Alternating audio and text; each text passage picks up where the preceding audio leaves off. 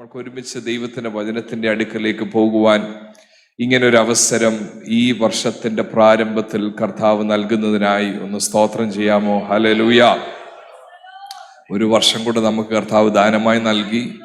ഇവിടെ കർത്താവിന്റെ ദാസൻ ഓർപ്പിച്ച പോലെ വർഷത്തിന്റെ അവസാനവുമല്ല, ഇടയ്ക്കുമല്ല, വർഷത്തിന്റെ ആരംഭത്തിൽ തന്നെ ദൈവവചനം കേട്ടോണ്ട് തുടങ്ങുവാനായി കർത്താവ് ഇങ്ങനെ നല്ലൊരു അന്തരീക്ഷം, മനോഹരമായ ഒരു കെട്ടിടം നമുക്കൊരുമിച്ച് സമാധാനത്തോട് ഇവിടെ ഇരുന്ന് ദൈവത്തിന്റെ വചനം കേൾപ്പാനായി കർത്താവ് നൽകുന്ന ഈ നല്ല അനുഭവങ്ങൾക്കായി ഞാൻ ദൈവത്തിന്റെ മഹത്വം കരയറ്റുന്നു. ഈ ദിവസങ്ങളിൽ കർത്താവിന്റെ പരിശുദ്ധാത്മാവ് എൻ്റെ ഉള്ളിൽ പ്രകാശിപ്പിച്ച ഒരു വേദഭാഗം വായിച്ച് എനിക്ക് നൽകപ്പെട്ടിരിക്കുന്ന സമയത്തിൽ വേഗത്തിൽ നിങ്ങളോട് അതിനകത്തുനിന്ന് ചില ആലോചനകൾ പറയുവാനാണ് താല്പര്യപ്പെടുന്നത്. ഗലാത്യലേഖനം 4-ാമത്തെ അധ്യായം അതിൻ്റെ 11-ാമത്തെ വാക്യം ഒരു ചെറിയ വാക്യമാണ്. നമ്മൾ ആ വാക്യത്തിലോട്ട് നോക്കിയാൽ വേദശാസ്ത്രപരമായോ അങ്ങനെ നോക്കത്തക്കവണ്ണമുള്ള ഒന്നും അവിടെ കാണുന്നില്ല. ചെറിയൊരു പരാമർശം മാത്രം. എന്നാൽ അത് കുറിവാക്യമായിട്ട് എടുത്ത് വായിപ്പാൻ താല്പര്യപ്പെടുകയാണ്. 4-ാം അധ്യായം 11-ാമത്തെ വാക്യം: ഞാൻ നിങ്ങൾക്ക് വേണ്ടി അധ്വാനിച്ചത് വെറുതെയായി എന്ന് ഞാൻ ഭയപ്പെടുന്നു. അപ്പോസ്തലനായ പൗലോസിന്റെ ലേഖനങ്ങൾ മുഴുവൻ തന്നെ, എല്ലാ ലേഖനവും അതിനെ വിളിക്കുന്നത് ക്രൈസിസ് മാനേജ്മെന്റ് ആണ്. Crisis management. ഒരു ലേഖനം പോലും താൻ എഴുതിയിട്ടില്ല, എന്നാൽ എന്തെങ്കിലും എഴുതിക്കളയാം, അങ്ങനെ ഒന്നും എഴുതിയിട്ടില്ല. എഴുതിയത് മുഴുവൻ ദൈവസന്നിധിയിൽ നിയോഗം പ്രാപിച്ച് സ്ഥാപിച്ച സഭകളിലെ ആത്മീയ അന്തരീക്ഷം കാണുമ്പോൾ വേദനപ്പെട്ട് ഹൃദയം പൊട്ടി, അവർക്ക് ഇഷ്ടപ്പെട്ടാലും ഇഷ്ടപ്പെട്ടില്ലെങ്കിലും എഴുതാതിരിക്കാൻ ഒക്കത്തില്ല. ആ സ്ഥിതിയിലാണ് എല്ലാ ലേഖനവും എഴുതിയിരിക്കുന്നത്. അത് തന്നെ എന്നെ ചിന്തിപ്പിക്കുകയാണ്. ഇന്ന് നമ്മൾ വന്നെത്തിയിരിക്കുന്ന ആത്മീയ അന്തരീക്ഷം പോലും ഒരു കൺസ്യൂമറിസ്റ്റിക് മെന്റാലിറ്റി എന്ന് പറയുന്ന ഒരു കാര്യമുണ്ട്. മാർജിൻ ഫ്രീ തുടങ്ങുന്നത് പോലെ, സൂപ്പർ മാർക്കറ്റ് തുടങ്ങുന്ന പോലെ കസ്റ്റമേഴ്സിനെ ഫ്രണ്ട്ലി ആക്കണമെന്നുള്ള ഒരു ചിന്താധാരയുണ്ട് സഭകളിൽ പോലും. ആൾക്കാർക്ക് ഇഷ്ടമുള്ള രീതിയിൽ സർവീസ് ആക്കണം. വർഷിപ്പാണ് ഇഷ്ടമെങ്കിൽ കൂടുതൽ സമയം വർഷിപ്പാകട്ടെ. 45 മിനിറ്റിൽ കൂടുതൽ കേൾക്കാൻ ഇഷ്ടമില്ലാത്ത യൗവനക്കാർ വരുമ്പോൾ എന്നാ 30 മിനിറ്റ് ആക്കാം. എങ്ങനെയെങ്കിലും ആൾക്കാരെ അക്കോമഡേറ്റ് ചെയ്യുന്ന ഒരു കൺസ്യൂമറിസ്റ്റിക് മെന്റാലിറ്റി എന്നതിനെ പറയും. എന്നാൽ തിരുവചനത്തിലൂടെ ഞാൻ മനസ്സിലാക്കുന്നത്, ദൈവത്തിന്റെ സഭ എക്കാലത്തും പണിയപ്പെടുന്നത് ഉപദേശ സത്യങ്ങളിലൂടെയും തിരുത്തലിലൂടെയും കേൾപ്പാൻ ഇഷ്ടമല്ലാത്ത കീറിമുറിക്കുന്ന ആത്മീക സന്ദേശങ്ങളിലൂടെയുമാണ്. ഷുഗർ കോട്ടഡ് മെസ്സേജസിലൂടെ ദൈവം ഇഷ്ടമാകുന്ന രീതിയിൽ നമ്മൾ വാർത്തെടുക്കപ്പെടുകയില്ല.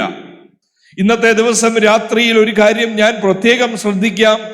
ദൈവസന്നിധിയിൽ നിന്ന് പ്രാപിക്കാത്ത കാര്യങ്ങൾ എന്തെങ്കിലും മനസ്സിലാക്കിക്കൊണ്ട് ഒരു വാക്കുപോലും ഞാൻ പറയാതെ, എന്നാൽ ദൈവം എന്നെ ഏൽപ്പിക്കുന്നത് സകലവും മുഖം നോക്കാതെ പറയുവാനുള്ള ഒരു കൃപയ്ക്കായി ഈ പ്രാരംഭ നിമിഷം തന്നെ ഞാൻ ദൈവത്തോട് അപേക്ഷിക്കുകയാണ്. ദൈവത്തിന്റെ ദൂതുകൾ എന്ന് പറഞ്ഞാൽ എക്കാലത്തും കേൾപ്പാൻ ഇഷ്ടമല്ലെങ്കിലും അത് നിത്യതയിലേക്ക് തിരിച്ചുവിടുന്നതും ആത്മമനുഷ്യനെ കഴുകുന്നതുമാണെങ്കിൽ, ഇന്ന് രാത്രിയിലും നമുക്ക് ആവശ്യം നിത്യതയിലേക്ക് നമ്മളെ പോകുവാൻ സഹായിക്കുന്ന, നമ്മുടെ ജഡത്തിലെ സകല കന്മഷങ്ങളെയും മാറ്റുന്ന ദൈവത്തിന്റെ വചനത്തിന്റെ ആലോചന നമ്മൾക്ക് ആവശ്യമാണ്. ഈ ഗലാത്യ ലേഖനം എന്ന് പറയുമ്പോ ഇങ്ങനൊരു ലേഖനം നിങ്ങൾക്ക് ഒരിടത്തും കാണാനൊക്കത്തില്ല. 1-ാമത്തെ വാക്യം നോക്കിയാൽ മതി. He is really upset. നമുക്ക് അടുത്ത് ഇടപെടുന്നവരുടെ ലാംഗ്വേജ്, ബോഡി ലാംഗ്വേജ് കാണുമ്പോൾ അറിയാം ആളുടെ മൂഡ്. എൻ്റെ പിതാവിൻ്റെ എനിക്കറിയാം, നിങ്ങൾക്കറിയാം. നിങ്ങളുമായിട്ട് അടുത്തിടപെടുന്നവരുടെ അവരുടെ സ്മൈല് കാണുമ്പോൾ, അവരുടെ ഹലോ പറയുമ്പോൾ എന്താ മനസ്ഥിതി എന്നുള്ളത് അറിയാം. അതിനനുസരിച്ചാണ് നമ്മൾ പലപ്പോഴും കാര്യങ്ങൾ അവതരിപ്പിക്കുന്നത് പോലും. ആളിന്റെ ബോഡി ലാംഗ്വേജ് ശരിയല്ലെങ്കിൽ നമ്മൾ പലപ്പോഴും മാറി എന്ന് പറയും, മൂഡ് ശരിയല്ല, ഇപ്പൊ പോവാതിരിക്കുക നല്ലത്. നമ്മൾ ഈ ലീവൊക്കെ കമ്പനിയിലൊക്കെ അപ്ലൈ ചെയ്യുമ്പം പറയത്തില്ലേ, ടീം ലീഡറിന്റെ എങ്ങനെയുണ്ട് പുള്ളി, ഇന്ന് എങ്ങനെ ഉണ്ടെന്ന് ചോദിക്കും. ഇപ്പൊ അങ്ങോട്ട് കയറാൻ ഒക്കുവോ? നല്ല മൂഡാ, എന്നാ കയറിക്കോ, ലീവ് അപ്ലൈ ആവും. പൗലോസ് ഏത് മാനസിക അവസ്ഥയിലാണ് ഇത് എഴുതുന്നത്? 1-ാം അധ്യായം 1-ാമത്തെ വാക്യത്തിൽ ഇങ്ങനെയാ പറയുന്നത്. ഇങ്ങനെ ഏതെങ്കിലും ലേഖനം നിങ്ങൾ കണ്ടിട്ടുണ്ടോ? മനുഷ്യരിൽ നിന്നല്ല, മനുഷ്യനാലുമല്ല, യേശുക്രിസ്തുവിനാലും അവനെ മരിച്ചവരുടെ ഇടയിൽ നിന്ന് ഉയർപ്പിച്ച പിതാവായ ദൈവത്താലും അത്രേ അപ്പോസ്തലനായ പൗലോസും കൂടെയുള്ള സഹോദരന്മാരും ഗലാത്യ സഭകൾക്ക് എഴുതുന്നത്. ഫസ്റ്റ് ലൈനിൽ പറയുന്നത്, എന്നെ അപ്പോസ്തലനാക്കിയത് മനുഷ്യനല്ല, മനുഷ്യരാലല്ല, മനുഷ്യരിൽ നിന്നല്ല. താഴോട്ടുള്ള വാക്യത്തിൽ 10-ാമത്തെ വാക്യത്തിൽ പറയുന്നത്, ഇന്നും ഞാൻ മനുഷ്യനെ പ്രസാദിപ്പിക്കുന്നെങ്കിൽ ദൈവത്തിന്റെ ശിഷ്യനായിരിക്കാൻ, ദാസനായിരിക്കാൻ എനിക്ക് കഴിയത്തില്ല. 11-ാമത്തെ വാക്യത്തിൽ പറയുന്നത്, ഞാൻ പ്രസംഗിക്കുന്ന സുവിശേഷം മനുഷ്യരിൽ നിന്ന് പഠിച്ചതല്ല, വെളിപ്പാടിനാൽ എനിക്ക് കിട്ടിയതാണ്. അപ്പോസ്തലന്റെ മനസ്ഥിതി എന്ന് പറഞ്ഞാൽ മനുഷ്യരെ സന്തോഷിപ്പിക്കുന്നതിനപ്പുറമായി ഒരു സാധ്യതയുമില്ലാത്ത സ്ഥാനത്ത് ഈ യേശുവിനെ പീഡിപ്പിച്ച് നടന്ന സമയത്ത് ദമസ്കോസിലേക്ക് പോയപ്പോൾ തനിക്ക് പ്രത്യക്ഷനായ യേശു കർത്താവിന്റെ ദർശനം തന്നെ ആൾ മാറിയവനാക്കി തീർത്തെങ്കിൽ എന്ത് സാഹചര്യത്തിന്റെ നടുവിലും ദർശനം ലഭിച്ചവർ വിളിച്ചു പറയും, മനുഷ്യരല്ല എന്നെ അപ്പോസ്തലനാക്കിയത്, ഒരു മനുഷ്യന്റെ ആലോചനയിലല്ല ഞാൻ ദൈവഭാഗത്ത് വന്നത്, ദൈവം എന്നെ അപ്പോയിന്റ് ചെയ്തെങ്കിൽ. പൗലോസിന്റെ എന്ന് പറഞ്ഞാൽ ഇതൊന്നും കേൾക്കാൻ ഇഷ്ടമില്ലാത്തതെന്ന് ഫസ്റ്റ് ലൈൻ തുടങ്ങുമ്പോഴേ ആൾക്കാർ പറയത്തില്ലേ, നിങ്ങൾ എന്തോ what do you think about your self എന്ന് ചോദിക്കത്തില്ലേ? ഫസ്റ്റ് ലൈൻ കേൾക്കുമ്പോഴേ, മനുഷ്യരിൽ നല്ല, മനുഷ്യനാലുമല്ല, ഞാൻ മനുഷ്യരെ പ്രസാദിപ്പിക്കത്തില്ല, എന്റെ സുവിശേഷം ഞാൻ പത്രോസിൽ നിന്നും പഠിച്ചതല്ല, എന്റെ സുവിശേഷം ഞാൻ നേരിട്ട് പഠിച്ചതാ, ഇതൊക്കെ പറഞ്ഞു തുടങ്ങുമ്പോൾ ആ ഹൃദയമിടിപ്പിൽ എനിക്ക് ഒരു കാര്യമേ മനസ്സിലാകുന്നുള്ളൂ. തൻ്റെ മുമ്പിൽ താൻ കാണുന്നത് ഒരു ദിവസം ഇതിനെല്ലാം കണക്ക് കൊടുക്കേണ്ട വരുമെന്നുള്ള ഉത്തമ ബോധ്യത്തോടെ ഇന്ന് രാത്രിയിലും അതാണ് എന്നെ ഭരിക്കുന്നത്. ചെന്നൈ സെൻട്രൽ 29ാമത് കൺവെൻഷനിൽ പോയി നീ പ്രസംഗിച്ചത് മനുഷ്യരുടെ കയ്യടിക്ക് വേണ്ടിയാണോ, അതോ ആ ദിവസം സർവവും അറിയുന്ന ദൈവത്തിന്റെ മുമ്പിൽ നിൽക്കുമ്പോ നല്ലവനും വിശ്വസ്തനുമായ ദാസനെ എന്നുള്ള വിളിക്കായിട്ടാണോ നമ്മൾ അധ്വാനിക്കുന്നത് എന്നൊരു ചോദ്യം ഈ 2025 നമ്മൾ എല്ലാവരും പ്രാപിക്കേണ്ടത് സത്യം പറയാനുള്ള ഒരു കൃപ നമ്മൾ പ്രാപിക്കണം. കളവിനാൽ പിടിക്കപ്പെട്ട് മനുഷ്യരെ രസിപ്പിക്കുന്നതും ചിരിപ്പിക്കുന്നതും സന്തോഷിപ്പിക്കുന്നതുമായ ആലോചനകളിൽ നിന്നും, അങ്ങനെയുള്ളത് കേൾക്കാനുള്ള കൊതിയിൽ നിന്നും, കർണരസകരമായത് മാത്രം കേട്ട് ശീലിക്കുന്ന അവസ്ഥയിൽ നിന്ന് എന്നെ തിരുത്തണമേ കർത്താവേ, എന്നെ രൂപാന്തരപ്പെടുത്തണമേ കർത്താവേ എന്നൊരു മനസ്സ് ദൈവം നമുക്ക് നൽകട്ടെ ഈ 2025 എന്ന് പറഞ്ഞാൽ അസ്വസ്ഥതപ്പെടുത്തുന്നത് കേൾപ്പാനുള്ള ഒരു ആഗ്രഹം ദൈവം നമുക്ക് നൽകട്ടെ. അത് അത്യാവശ്യമാ ആത്മീയ വളർച്ചയ്ക്ക്. പൗലോസ് പറഞ്ഞു തുടങ്ങുമ്പോ മാനസിക അവസ്ഥ 4-ാം അധ്യായം 20ാമത്തെ വാക്യത്തിലെ ഒരു വാക്കൂടെ ഞാൻ കാണിക്കാം. 1:1 കണ്ടു, ഹി ഈസ് അപ്സെറ്റ്. നിങ്ങളാരും അല്ല എന്നെ അപ്പോസ്തലനാക്കിയത്.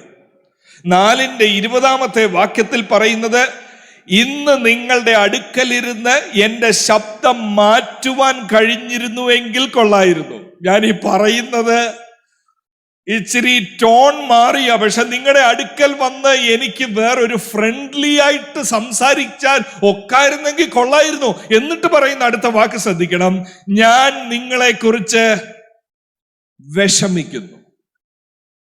ദുഃഖിക്കുന്ന പൗലോസ്, അസ്വസ്ഥനായ പൗലോസ്. ഇന്നത്തെ കുറിവാക്യവും ഞാൻ നിങ്ങളെ ഓർത്ത് ഭയപ്പെടുന്നു. പ്രിയ ദൈവമക്കളെ, നമ്മളെ ഭയപ്പെടുത്തേണ്ടതും നമ്മളെ വിഷമിപ്പിക്കേണ്ടതും നമ്മളെ അസ്വസ്ഥരാക്കേണ്ടതുമായ കാര്യങ്ങൾ എന്തൊക്കെയാ എന്ന് ദൈവവചനത്തിലൂടെ നമുക്ക് മനസ്സിലാക്കണം. നമ്മൾ വിഷമിക്കേണ്ടതും ദുഃഖിക്കേണ്ടതും, ഒരാൾ നമ്മളെ മാറ്റി നിർത്തി അപ്സെറ്റ് ആണെന്ന് തോന്നുന്നല്ലോ, എന്തിനെ ഓർത്താ നമ്മൾ അപ്സെറ്റ് ആകേണ്ടത്? എന്തോ പാസ്റ്റർ, എന്തോ ദുഃഖമുണ്ടെന്ന് തോന്നല്ലോ മുഖത്ത്. യെസ്, ദുഃഖമുണ്ട്. എന്തിനെ ഓർത്താ?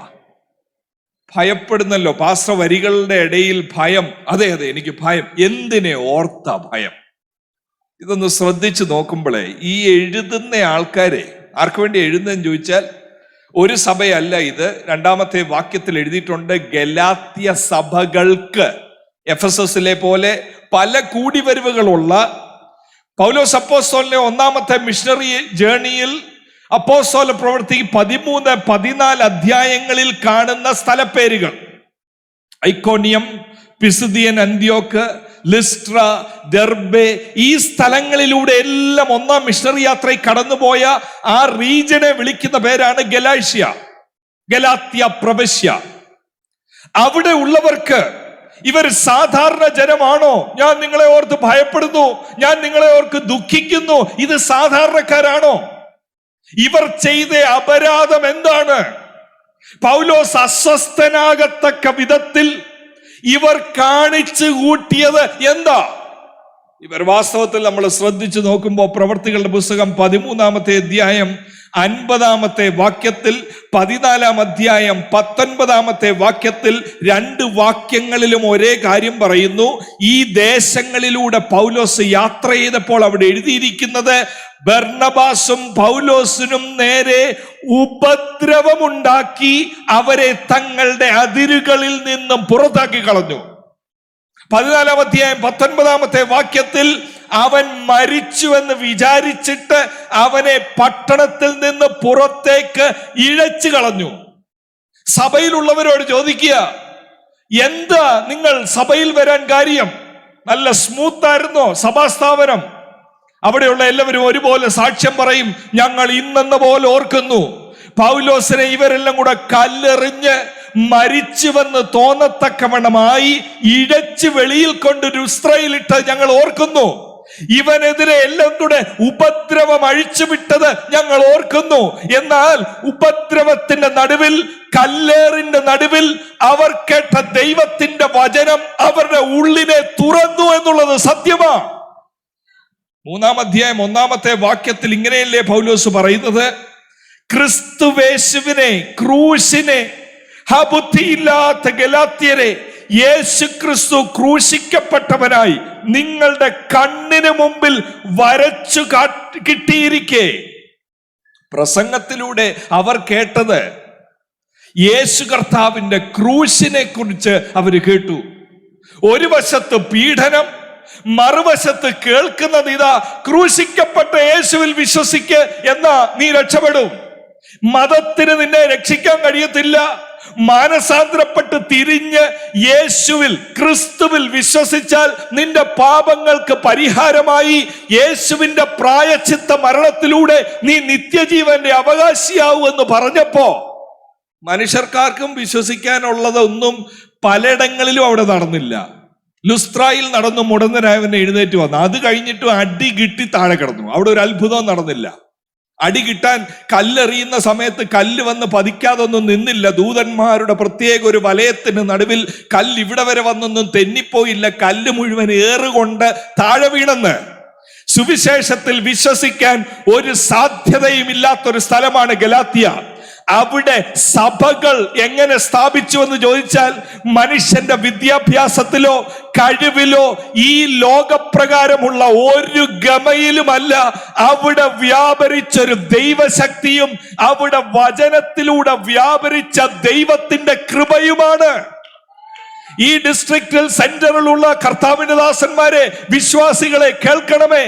എത്ര വർഷം നമ്മൾ പെന്തിക്കോസിലായി പോയാലും ഒരിക്കലും വില കുറച്ച് കാണരുത് ആദ്യ ദിവസങ്ങളിൽ നമ്മളിൽ വ്യാപരിച്ച ദൈവത്തിന്റെ ശക്തി. ചിലപ്പോൾ നമ്മുടെ മാതാപിതാക്കളായിരിക്കാം, വല്യപ്പനായിരിക്കാം. എൻ്റെ വല്യപ്പനെ സംബന്ധിച്ച് ഒറ്റ പ്രസംഗമാണ് താൻ കേട്ടത്. ഓർത്തഡോക്സ് പശ്ചാത്തലത്തിൽ നിന്നും പെന്തിക്കോസ് യോഗത്തിലേക്ക് പോയി ആ കൂടെ ഒരു പ്രസംഗമേ കേട്ടുള്ളൂ. ഒരിക്കൽ മരിക്കുകയും പിന്നെ ന്യായവിധിയും ദൈവം മനുഷ്യന് നിയമിച്ചിരിക്കുന്നു.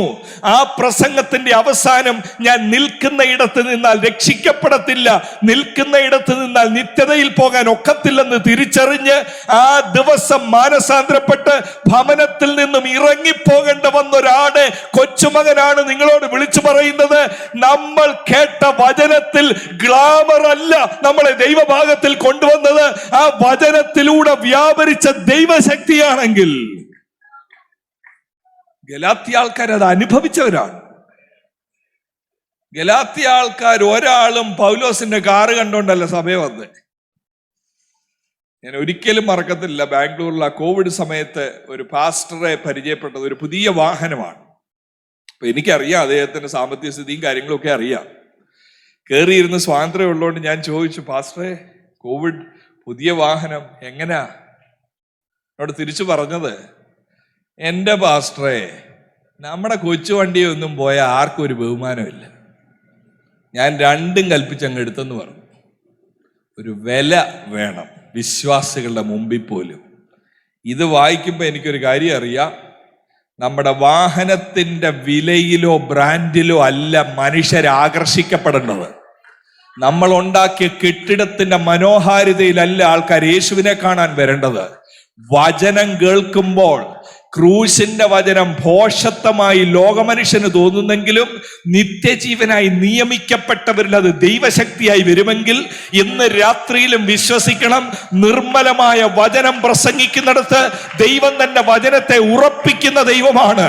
ഒരിക്കലും വചനത്തിൽ നിന്ന് ഒരു അംശം പോലും പുറമോട്ട് മാറാതെ നിർമ്മല സുവിശേഷത്തിനായി, നിർമ്മല വചനത്തിനായി നിൽക്കുന്ന ഒരു തലമുറ ഈ ദേശങ്ങളിൽ രൂപപ്പെടട്ടെ എന്ന് ഞാൻ പ്രാർത്ഥിക്കുകയാണ്. ചോദ്യത്തിന് ഇപ്പോഴും മറുപടി കിട്ടിയില്ല. നല്ല ആൾക്കാരല്ലേ ഇവര്? എന്തിനാ സഭയിൽ വന്നത്? പൗലോസിന്റെ ആ പ്രസംഗം ഞങ്ങളിൽ കുത്തുകൊണ്ടു, മാനസാന്തരപ്പെട്ടു, നിത്യത ലക്ഷ്യമാക്കി വന്നു. നിങ്ങൾക്ക് അന്യഭാഷ അടയാളം 3-ാം അധ്യായത്തിൽ എഴുതിയിരിക്കുന്നത് നോക്കിക്കേ. 3-ാം അധ്യായം അതിന്റെ 3-ാമത്തെ വാക്യത്തിൽ ഇപ്രകാരമല്ലേ എഴുതിയിരിക്കുന്നത്, നിങ്ങൾ ഇത്ര ബുദ്ധികെട്ടവരോ, ആത്മാവ് കൊണ്ട് ആരംഭിച്ചിട്ട്. അപ്പൊ ആത്മാവുണ്ടോ? ഉണ്ട്. ആരാ? പാസ്റ്റർ പൗലോസ്. നല്ല സുവിശേഷം കറക്റ്റാണോ കേട്ടത്? അതെ. പീഡനം കണ്ടു? അതെ. അതിന്റെ നടുവിലാ ഞങ്ങൾ ഇറങ്ങിയത്. അഭിഷേകം 4-ാമത്തെ വാക്യത്തിൽ പറയുന്നത്, ഇത്രയെല്ലാം വെറുതെ അനുഭവിച്ചുവോ? നിങ്ങൾക്ക് ആത്മാവിനെ നൽകി. 5-ാം വാക്യം, നിങ്ങളുടെ ഇടയിൽ, അടുത്ത വാക്ക്, വീര്യ പ്രവർത്തികളെ ചെയ്യുന്നവൻ ന്യായപ്രമാണത്തിന്റെ പ്രവൃത്തിയാലോ എന്ന് പറഞ്ഞു തുടങ്ങുന്നത് കൺമുമ്പിൽ വീര്യപ്രവൃത്തിയും കണ്ട്, കൺമുമ്പിൽ വചനത്തിന്റെ ശക്തിയും കണ്ട്, കൺമുമ്പിൽ ക്രൂശിതനായ യേശുവിനെ വരച്ച് കാണിക്കപ്പെട്ടവരായി രക്ഷിക്കപ്പെട്ടവരാണവർ. ഇവര് വിശ്വാസത്തിൽ വന്നിട്ട് എത്ര നാളായെന്നറിയാം? 10 വർഷമായില്ല, 5 വർഷമായില്ല. വേദപണ്ഡിതന്മാർ പറയുന്നത് മാസങ്ങളായതേ ഉള്ളൂ. months, in few months.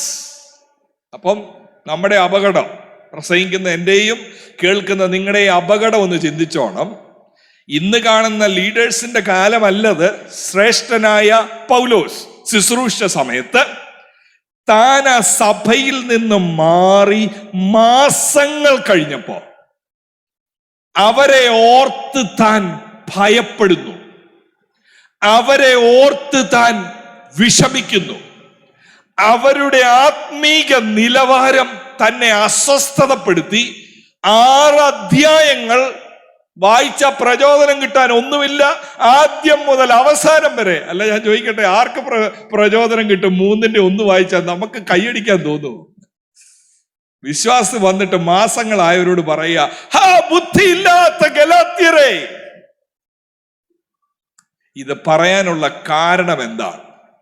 ഇന്നത്തെ ദിവസം രാത്രിയിൽ സ്വർഗം നമ്മളെ നോക്കി പറയുമോ, ജോയെ നിന്നെ ഓർത്ത് വലിയ ഭയമാണ് എനിക്ക്, നിന്നെ കാണുമ്പോൾ എനിക്ക് വിഷമമാണ്. നമ്മളിൽ എന്തെങ്കിലും ഉണ്ടോ ദൈവത്തെ അസ്വസ്ഥതപ്പെടുത്തുന്ന കാര്യങ്ങൾ? യഥാർത്ഥ അപ്പോസ്തലനെ അസ്വസ്ഥതപ്പെടുത്തിയത് ആത്മീക നിലവാരമാണ്.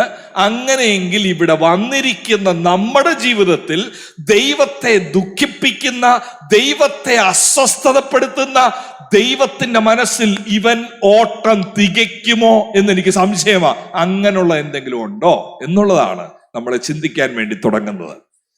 ഇവിടെ ശ്രദ്ധിക്കണമേ, പൗലോസ് 4:11 പറയുന്ന 2 വാക്കുകളാണ് നമ്മൾ ശ്രദ്ധിച്ച് ചിന്തിപ്പാൻ പോകുന്നത്. 4:11 ഒരു പ്രാവശ്യം കൂടെ ഞാൻ വായിക്കുന്നു. ഞാൻ നിങ്ങൾക്ക് വേണ്ടി അധ്വാനിച്ചത് വെറുതെയായി എന്ന് ഞാൻ ഭയപ്പെടുന്നു. ആദ്യമായി ശ്രദ്ധിക്കണം, ഞാൻ നിങ്ങൾക്ക് വേണ്ടി അധ്വാനിച്ചത്. എന്ത് അധ്വാനത്തിന്റെ കാര്യമാ ഇവിടെ ഈ പറയുന്നേ? ഇതേ വാക്ക് പൗലോസിന്റെ ലേഖനങ്ങളിൽ കാണുന്ന മറ്റിടങ്ങൾ പരിശോധിച്ചാൽ പൗലോസിനെ സംബന്ധിച്ച് അധ്വാനം എന്ന് പറയുമ്പോ എന്താ താൻ അർത്ഥമാക്കുന്നത് എന്നൊരു അറിവ് നമുക്ക് കിട്ടും. ഇതേ വാക്ക് കാണുന്ന ഒരിടമാണ് 1 കൊരിന്ത്യർ 4-ാം അധ്യായം 12-ാമത്തെ വാക്യം. 1 കൊരിന്ത്യർ 4:12 സ്വന്ത കയ്യാൽ വേല ചെയ്ത് അധ്വാനിക്കുന്നു, ശകാരം കേട്ടിട്ട് ആശീർവദിക്കുന്നു, ഉപദ്രവമേറ്റിട്ട് സഹിക്കുന്നു, ദൂഷണം കേട്ടിട്ട് നല്ല വാക്ക് പറയുന്നു. ഞാൻ നിങ്ങൾക്ക് വേണ്ടി അധ്വാനിക്കുന്നു. പൗലോസേ, എന്ത് അധ്വാനോ? ഒന്ന് വ്യക്തമാക്കാമോ? എന്തോ ഈ പറയുന്നേ? കൊരിന്ത് ലേഖനത്തിൽ ആ വാക്ക് കിടക്കുന്നത് മാനുവൽ ലേബറുമായി ബന്ധപ്പെട്ട കൈകൊണ്ടുള്ള അധ്വാനം. കാരണം കൊരിന്ത് ദേശത്തിൽ ഒരു ധാരണ നിലനിന്നിരുന്നു. എന്തോ ആ ധാരണ അനേക പ്രസംഗകരെ കണ്ടൊരു പട്ടണമാണ് കൊരിന്ത്. സോക്രട്ടീസ്, അരിസ്റ്റോട്ടില് ഇങ്ങനെയുള്ള ഫിലോസഫേഴ്സിന്റെ ശിഷ്യന്മാർ, എപ്പിക്യൂരിനിസം, എല്ലാം സിനിസിസവും ഇതെല്ലാം അവിടെ ഉണ്ട്. അവിടെ വരുന്ന പ്രസംഗകരെ നാടൻ ഭാഷയിൽ പറഞ്ഞാൽ ആൾക്കാർ കയ്യിലെടുക്കും. എങ്ങനെയാ കയ്യിലെടുക്കുന്നതെന്ന് ചോദിച്ചാൽ, ഇന്നത്തെ ഭാഷയെ പറയാം, ട്രെയിൻ സ്റ്റേഷൻ വരുമ്പോഴേ പറയും, ഞാൻ പിക്കപ്പ് ചെയ്തോളാം, ഞാൻ വിളിച്ചോണ്ട് പോവാം, എൻ്റെ വീട്ടിൽ കൊണ്ടുപോവാം, അവിടെ താമസിപ്പിച്ച് നല്ലൊരു ബെഡ്റൂമും അതിന് അനുബന്ധമായ കാര്യങ്ങളൊക്കെ ഒരുക്കി കൊടുത്തിട്ട്, പാസ്റ്ററെ നമുക്കൊരു ചായ കുടിച്ചാലോ? പാസ്റ്റർ യെസ്, ചായ കുടിക്കുന്ന നല്ലതാണോ, ചായ യാത്ര ചെയ്ത് വന്നതല്ലേ. ചായ കുടിക്കുന്നതിൻ്റെ ഇടയ്ക്ക് ഈ കൊണ്ടുവന്ന ആടെ അജണ്ട അങ്ങോട്ട് പറയും. കൊണ്ടുവന്ന ആളുടെ അജണ്ട ഈ കട്ട്ലേറ്റും ചായയും കയ്യിലിരിക്കുമ്പോ ഞാൻ പിടിക്കപ്പെട്ടു. അന്നത്തെ വൈകിട്ട് ശുശ്രൂഷിക്കാൻ നേരം അദ്ദേഹം മുമ്പിൽ ഇരിപ്പുണ്ട്.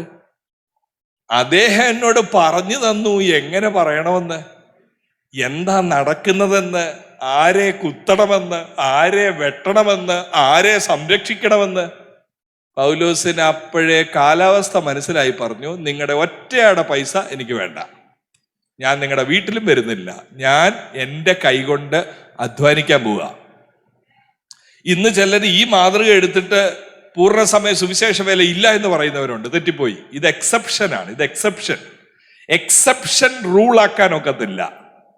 പൂർണ്ണസമയ സുവിശേഷ വേല എന്നുള്ളത് ഉണ്ട് എന്നുള്ളത് ഗലാത്യ ലേഖനം 6 വ്യക്തമായി കാണാം. ഉപദേശം ഏറ്റെടുക്കുന്നവൻ ഉപദേശിക്കുന്നവന് എല്ലാറ്റിലും നന്മ കൊടുക്കണമെന്ന് പറയുമ്പോൾ അങ്ങനെ ഒരു അനുഭവം ഉപദേശിക്കുന്നവർ ഫുൾ ടൈമായി സുവിശേഷ വേല ചെയ്തിരിക്കുന്നു എന്നത് വ്യക്തമായി ഗലാത്യ ലേഖനം 6 കാണാം. പൗലോസ് അധ്വാനിച്ചത് പണക്കൊതിക്ക് വേണ്ടിയല്ല, പൗലോസ് അധ്വാനിച്ചത് വേറെ ഒരു കാര്യത്തിനും വേണ്ടിയല്ല. ഇവന്റെ പിടിയിൽ വരാതെ ഇവനെ ദൈവവചന ശുശ്രൂഷയിൽ ഒരുക്കുവാൻ വേണ്ടിയാണ് പൗലോസ് അധ്വാനിച്ചത്. എന്നാൽ അപ്പോസ്തല പ്രവൃത്തി 13-14 നോക്കുമ്പോ കൈകൊണ്ട് അധ്വാനിച്ചത് കാണുന്നേയില്ല. അപ്പോ ഗലാത്യ ലേഖനം 4:11 എന്റെ അധ്വാനം വെറുതെ ആയി പോകുമോ എന്ന് ഞാൻ ഭയപ്പെടുന്നു. മാനുവൽ ലേബർ അല്ല. ഗലാത്യയിൽ താൻ അധ്വാനിച്ചതായി പറയുന്നില്ല. പിന്നെ എന്ത് അധ്വാനമാണ്? ഈ വാക്ക് കാണുന്ന ഒരു പ്രധാന സ്ഥലം. ഗലാത്യ ലേഖനം 4:11 അധ്വാനം മനസ്സിലാക്കണമെങ്കിൽ 1 തീമോത്തിയോസിന്റെ ലേഖനം 5:17 വാക്യത്തിൽ അധ്വാനം എന്താ എന്ന് എഴുതിയിട്ടുണ്ട്.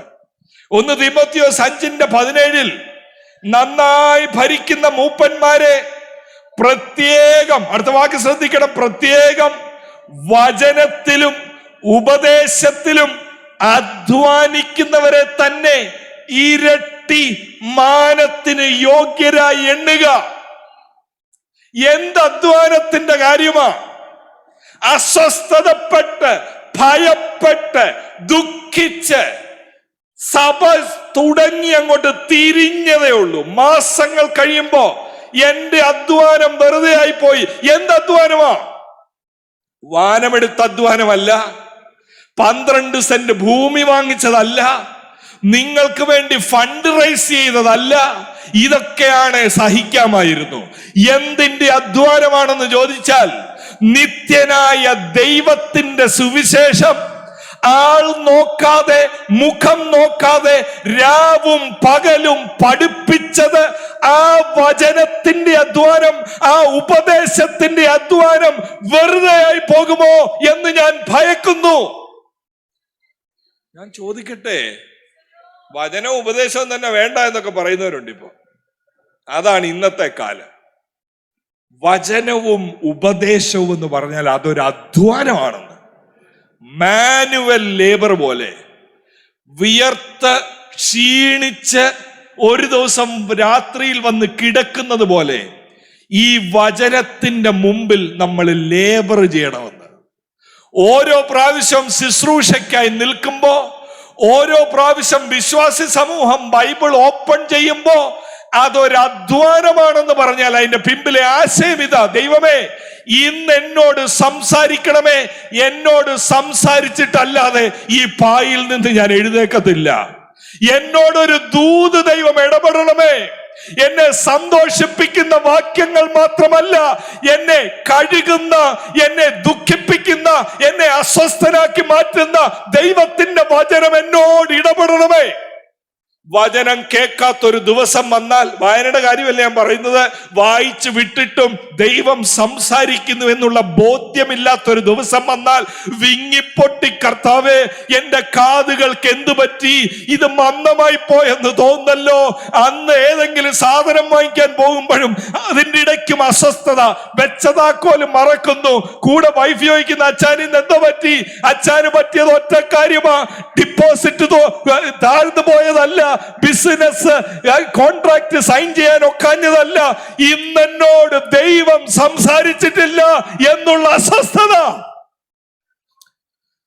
പൗലോസിനെ സംബന്ധിച്ച് എന്റെ അധ്വാനം വെറുതെ ആയി പോയി എന്ന് പറയുന്നത്, വചനം നിങ്ങളോട് പറഞ്ഞത്, നിങ്ങളെ ഉപദേശിച്ചത്, 100 പേരും ചർച്ചിൽ ഇരിപ്പുണ്ട്, പക്ഷെ ഈ ഉപദേശവും വചനവും വെറുതെ ആയിപ്പോയോ എന്ന് ഞാൻ ഭയക്കുന്നുവെന്ന്.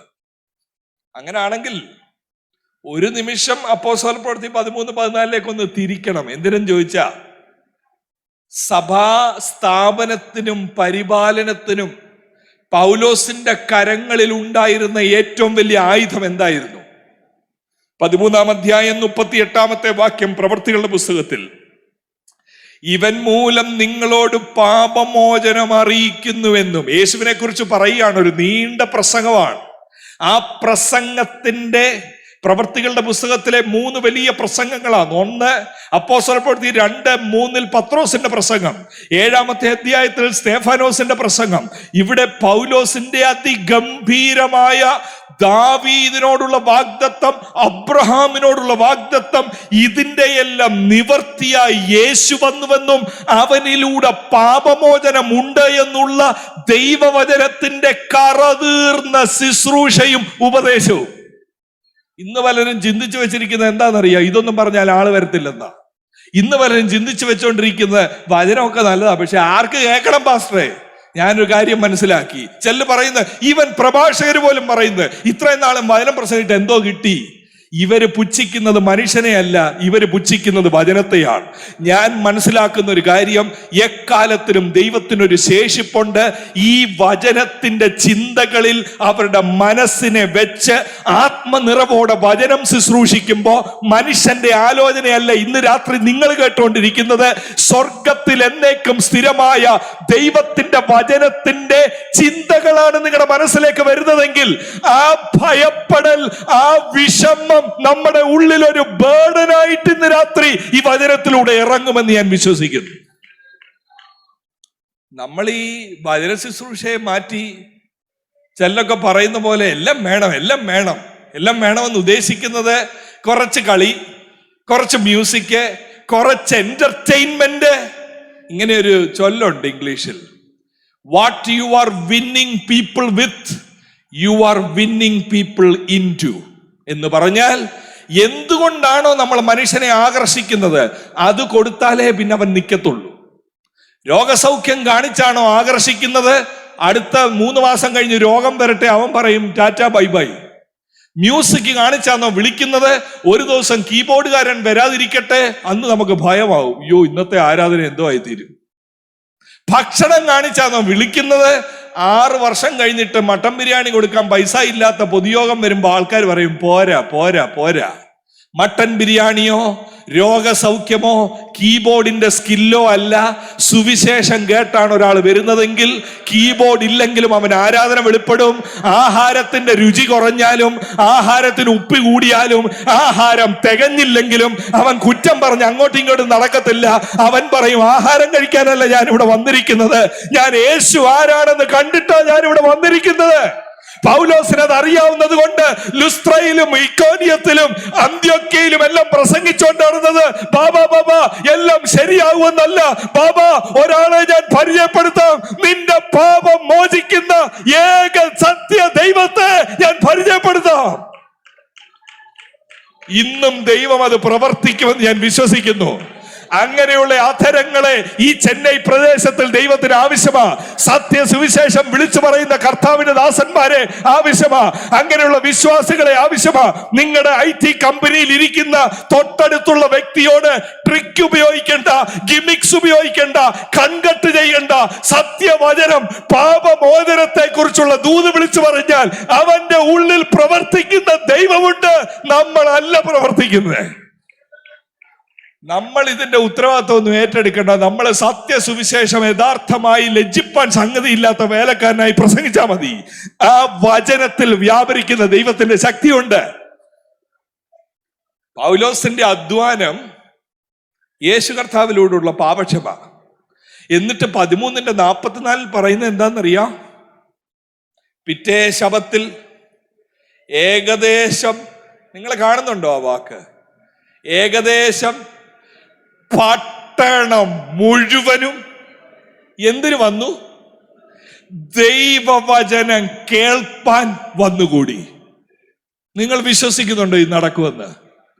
ഞാൻ ഈ തലമുറയിൽ ആത്മാർത്ഥമായി വിശ്വസിക്കുക. നമ്മുടെ സഭകളിലൊക്കെ സാധാരണ പറയത്തില്ലേ, ബൈബിൾ സ്റ്റഡി വെച്ച പാസ്റ്റർ ആരും വരത്തില്ല, പ്രവാചകനെ വിളി, ആള് വരും. എന്തോ ആ പ്രവാചകന് പറയാനുള്ളത്? ഏത് രാജ്യത്തോട്ടാ പോകുന്നത്? ഞാൻ എത്തിഹാദ് കാണുന്നു, ഞാൻ സിംഗപ്പൂർ എയർലൈൻസ് കാണുന്നു, ഞാൻ കുവൈറ്റ് എയർവേസ് കാണുന്നു. ഇത് കേൾക്കാൻ വേണ്ടി ആള് നിറഞ്ഞു കവിയും. അല്ലേ ഈ മജീഷ്യനെ വിളി, പാസ്പോർട്ടിന്റെ നമ്പറും പറഞ്ഞ് എന്തുവാ ഇതാണ് ഒരു അത്ഭുതക്കാരനെ വിളി, ഇതിനെല്ലാം ആള് വരും. നമ്മൾ 2 ദിവസം ദൈവവചനം പഠിക്കാൻ പോവാണെന്ന് പറ, ഒരു മനുഷ്യരും കാണത്തില്ല. പക്ഷെ ഞാൻ വിശ്വസിക്കുന്നു, അത് കണ്ടോണ്ട് നമ്മൾ വചനം മാറ്റണ്ട. ആള് കുറഞ്ഞാലും ദൈവം ഒരു ശേഷിപ്പിനെ പണിയാൻ ആഗ്രഹിക്കുന്നു. നിങ്ങൾ വിശ്വസിക്കുന്നുണ്ടോ ഈ 13:44 ഈ പ്രദേശത്തെല്ലാം നിവർത്തിയാകുമെന്ന്? ഈ പ്രദേശത്ത് വചനം കേൾക്കാൻ പട്ടണം മുഴുവൻ ഇരച്ചു വരുന്ന ഒരാത്മ സാന്നിധ്യം വചനത്തിലൂടെ. നിങ്ങളുടെ ലോക്കൽ ചർച്ചിനെ നോക്കി നിങ്ങൾക്ക് വിശ്വസിക്കാൻ കഴിയുമോ? കർത്താവദാസൻ മുമ്പേ ഓർപ്പിച്ചതുപോലെ എല്ലാ വർഷവും വന്ന് കൺവെൻഷനും കൂടി നമ്മൾ ഉള്ളൊരു 30 പേര് 40 പേര്, ഇനി ഒരാൾ വന്നാൽ വണ്ടി പാർക്കിങ്ങിന് സാധ്യത. ഇപ്പോഴാണ് എല്ലാം.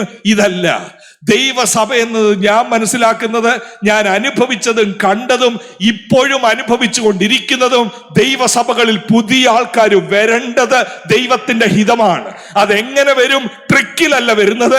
ദൈവത്തിന്റെ വചനത്താൽ രൂപപ്പെട്ട ഒരു സമൂഹം ഒരു ദേശത്തുള്ളപ്പോ ദേശത്ത് നിന്നും ആൾക്കാർ പ്രത്യാശയില്ലാത്തവർ വരും, ദേശത്ത് ഇടങ്കൈ വലങ്കൈ അറിയാത്തവർ വരും, ദേശത്തിൽ രോഗമുള്ളവർ വരും, ദേശത്തിൽ എല്ലാറ്റിലും ഉപരി നിത്യജീവന്റെ ആഗ്രഹത്തോടെ അതിനായി നിയമിക്കപ്പെട്ടവർ നമ്മുടെ സഭകളിൽ വന്ന് പറയും, ഇരിക്കാൻ ഇടമില്ലാത്തതുപോലെ ഞങ്ങൾക്ക് വചനം കേൾക്കണം, ഞങ്ങളോട് വചനം പ്രസംഗിക്കാമോ?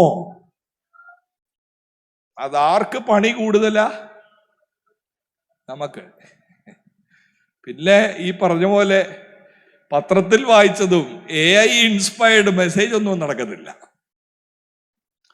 ഇപ്പൊ ബൈബിൾ കോളേജിലും പഠിപ്പിച്ചുകൊണ്ടിരിക്കുന്നതുകൊണ്ട് ചില കാര്യങ്ങൾ കാണുമ്പോൾ, നമ്മുടെ ഇതകത്തെ മീറ്റിംഗ് ആണല്ലോ, വളരെ സങ്കടകരമാണ്. 1 മണിക്കൂറിലെ ഒരു 10 മിനിറ്റ് പാട്ട്, അടുത്ത 10 മിനിറ്റ് തമാശ, അടുത്ത 10 മിനിറ്റ് എന്തെങ്കിലും സംഭവം, ലാസ്റ്റിലാകുമ്പോൾ കുറച്ച് കാര്യങ്ങളൂടെ പറയാനുണ്ടായിരുന്നു, ദൈവം ബലപ്പെടുത്തിയാൽ അടുത്ത ആഴ്ച. പൗലോസ് 1 മിനിറ്റ് പോലും കരയാതെ ദൈവവചനം കൊണ്ട് നിറച്ചെന്ന്. ഇതല്ലേ അപ്പോസ്തലന്മാർ അപ്പോസ്തല പ്രവൃത്തികളിൽ ചെയ്തത്. രണ്ടാമത്തെ അധ്യായത്തിൽ പ്രവർത്തികളുടെ പുസ്തകം ആത്മാവ് ഇറങ്ങി വന്നപ്പോൾ പത്രോസ് ചെയ്തത്, ദൈവശക്തി ശക്തമായി എന്നിൽ വ്യാപരിക്കുന്നു, വചനമൊന്നും ഇന്ന് വേണ്ടെന്നല്ല പറഞ്ഞത്. ദൈവശക്തി വ്യാപരിച്ച ദിവസം ധൈര്യത്തോടെ ദൈവവചനം ശുശ്രൂഷിക്കാൻ പത്രോസ് തയ്യാറായി. മൂന്നാമത്തെ അധ്യായത്തിൽ മുടന്തൻ സൗഖ്യമായി കഴിഞ്ഞിട്ട് പത്രോസും യോഹന്നാനും അവനെ വചനം പഠിപ്പിച്ചു. നാലാമത്തെ അധ്യായത്തിൽ അപ്പോസ്തലന്മാർ പ്രാർത്ഥിച്ചു, ഞങ്ങൾക്ക് ധൈര്യം തരണം. സെന്നദ്രി സംഘം പറഞ്ഞു, ഈ നാമത്തിൽ പ്രസംഗിച്ചു പോയേക്കരുതെന്ന്, ഞങ്ങളുടെ മേൽ ഒന്നുകൂടെ അഭിഷേകം പകരണം. എന്തിനു വേണ്ടിയാ? വചനം ധൈര്യത്തോടെ പ്രസംഗിക്കാൻ. അഞ്ചാമത്തെ അധ്യായത്തിൽ എഴുതി വെച്ചിരിക്കുക, യെരൂശലേം മുഴുവൻ ഈ മുക്കുവന്മാര് ദൈവവചനം കൊണ്ട് നിറച്ചുവെന്ന്. ആറാം അധ്യായം 4 എഴുതിയിരിക്കുക പ്രവർത്തികളുടെ പുസ്തകത്തിൽ, ഞങ്ങൾ മേശമേലുള്ള ശുശ്രൂഷയ്ക്ക് പോകത്തില്ല, ഞങ്ങൾ പ്രാർത്ഥനയിലും വചനധ്യാനത്തിലും ഉറ്റിരിക്കും. ഏഴാമത്തെ അധ്യായത്തിൽ ഒരു ചെറുപ്പക്കാരൻ സ്തെഫനസ്, എന്താ നിന്റെ ശുശ്രൂഷ? മേശമേൽ ശുശ്രൂഷിക്കുക. എന്നാൽ he went the extra mile. അവനെ കൊണ്ട് പ്രതീക്ഷിക്കാത്തതൊന്നും അവൻ ചെയ്യാൻ തയ്യാറായി. അവൻ എഴുന്നേറ്റ് നിന്ന് യേശുവിനെ ഉയർത്തിയപ്പോൾ ആദ്യത്തെ രക്തസാക്ഷി വചനം പ്രസംഗിച്ചത് കൊണ്ടല്ലേ ഉണ്ടായത്. 8-ാം അധ്യായത്തിൽ ഫിലിപ്പോസ് വചനമല്ലേ വ്യാഖ്യാനിച്ചു കൊടുത്തത്. അപ്പോസ്തല പ്രവർത്തികളിൽ മുഴുവൻ വചനത്താലല്ലേ സഭകൾ രൂപപ്പെടുന്നത്. വചനത്തിന് വഴിതെളിക്കാൻ വേണ്ടി അടയാളങ്ങൾ നടക്കും, വചനത്തെ ഉറപ്പിക്കാൻ വേണ്ടി അത്ഭുതങ്ങൾ നടക്കും. എന്നാൽ വചനമില്ലാത്ത അടയാളം, വചനമില്ലാത്ത അത്ഭുതങ്ങൾ പുസ്തകത്തിന്റെ കാഴ്ചപ്പാടിലുള്ളതല്ല. ഗലാത്യയിൽ ഒരു അധ്വാനം. എന്തിന്റെ അധ്വാനമാ? വചനത്തിന്റെ ഒരു അധ്വാനം. പട്ടണം മുഴുവൻ വന്നു. 13:44 ദൈവവചനം കേൾപ്പാൻ അവർ വന്നുകൂടി. 13:48 ജാതികൾ ഇത് കേട്ട് സന്തോഷിച്ച് ദൈവവചനത്തെ മഹത്വപ്പെടുത്തി. സഭയിൽ വചനം മടങ്ങി വരണം. വചനത്തിന്റെ ഒരു മഹിമ കാണാൻ ദൈവം നമ്മുടെ കണ്ണുകളെ തുറക്കട്ടെ ഇന്ന് രാത്രിയിൽ. അതിനുള്ള ഒരു അഭിഷേകം ദൈവസന്നിധിയിൽ നമുക്ക് പ്രാപിക്കണ്ടേ ഇന്ന് രാത്രിയിൽ. വചനം ധൈര്യമായി പറയുവാൻ, യേശുവിനെ ഉയർത്താനുള്ള ഒരു അഭിഷേകം. 14 ഇങ്ങനെ മൂന്നാമത്തെ വാക്യത്തിലും വചനം വചനം. 14:22 ആ പട്ടണത്തിലും സുവിശേഷം അറിയിച്ച് പലരെയും. പക്ഷെങ്കിൽ കേൾക്കണം, പിന്നെന്താ ദുഃഖം? പിന്നെന്താ വിഷമം? പിന്നെന്താ അസ്വസ്ഥതപ്പെട്ടത്? വചനമല്ലേ പറഞ്ഞത്? വചനം വചനം വചനം. 1:11 വാക്യത്തിൽ താക്കോലുണ്ട്. അധ്വാനം വെറുതെ ആയിപ്പോയോ എന്ന ഭയം. വചനം പ്രസംഗിക്കാത്തോണ്ടല്ല, ശരിക്കും അധ്വാനിച്ചു വചനം പറയാൻ, ഉപദേശം പറയാൻ. എന്നാൽ 1:11 പറയുക, സഹോദരന്മാരെ, ഞാൻ അറിയിച്ച സുവിശേഷം മാനുഷ്യമല്ല എന്ന് നിങ്ങളെ ഓർപ്പിക്കുന്നു. അപ്പൊ എന്തോ പറ്റി? മാസങ്ങളുടെ ദൈർഘ്യത്തിൽ വചനം കേട്ടവർ, വചനത്തിലൂടെ യേശുവിനെ കണ്ടവർ, വചനത്തിലൂടെ നിത്യജീവന്റെ ഓഹരിക്കാരായി മാറിയവർ പതുക്കെ മാറി. എവിടുന്ന്? വചനത്തിൽ നിന്ന്. മാസങ്ങളെ എടുത്തുള്ളൂ. വചനത്തിൽ നിന്ന് അവരുടെ ശ്രദ്ധ മാറി. ആത്മീയതയിൽ നിന്നൊന്നും പോയിട്ടില്ല. അവർ ഞായറാഴ്ച വരുന്നുണ്ട്, അവർ കൺവെൻഷനും വരുന്നുണ്ട്, അവർ പാട്ട് പാടുമ്പോൾ ഹല്ലേലൂയ ഗ്ലോറി പറയുന്നുമുണ്ട്. പറ്റിപ്പോയത് വചനത്തിന്റെ ഇമ്പാക്റ്റ് അവരിൽ ഇല്ലാതായി മാറി. ദൈവവചനം കേവല വായനയിലേക്ക് വന്നു. രാവിലെ ഇറങ്ങാൻ തുടങ്ങുന്നതിന് മുമ്പൊരു വായന, രാത്രി കിടക്കുന്നതിന് മുമ്പൊരു വായന. ഇതുകൊണ്ട് ഇരിക്കുന്ന ഒരു പരിചയമില്ലാതായി. വചനത്താൽ രൂപപ്പെടുന്ന ഒരു അനുഭവം ഇല്ലാതായി.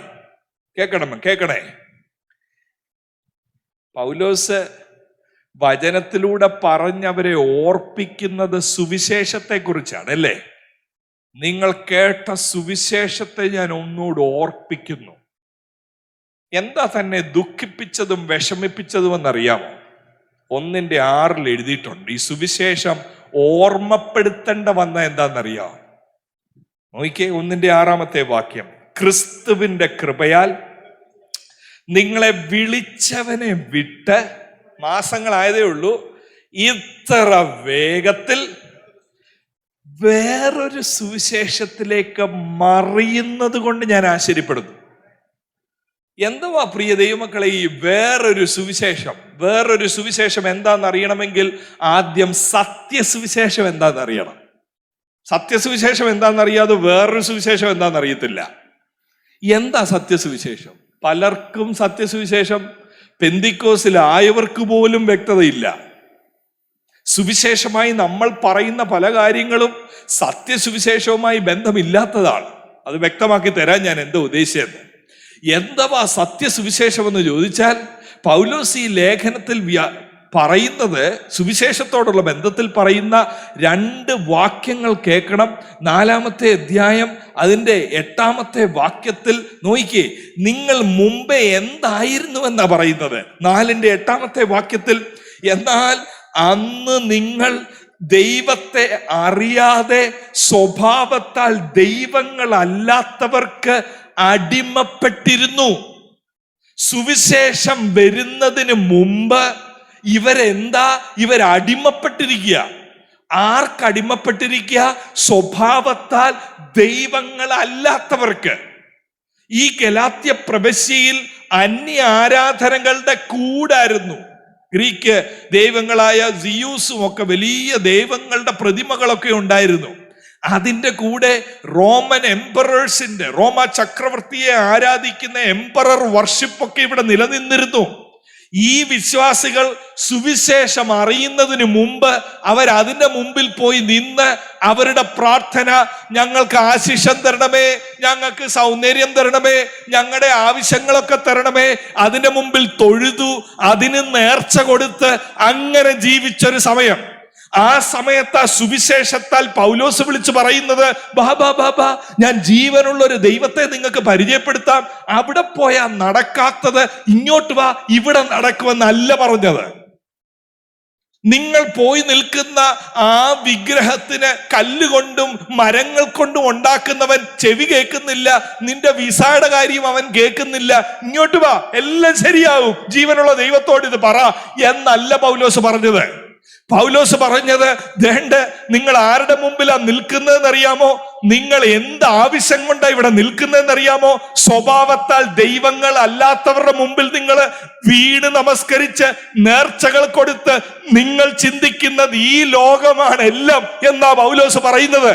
മാനസാന്തരം എന്ന് പറയുന്നത് അങ്ങനെ നിൽക്കുന്നവരുടെ മനസ്സ് തിരിയണം. ആദ്യം എങ്ങോട്ട് തിരിയണം?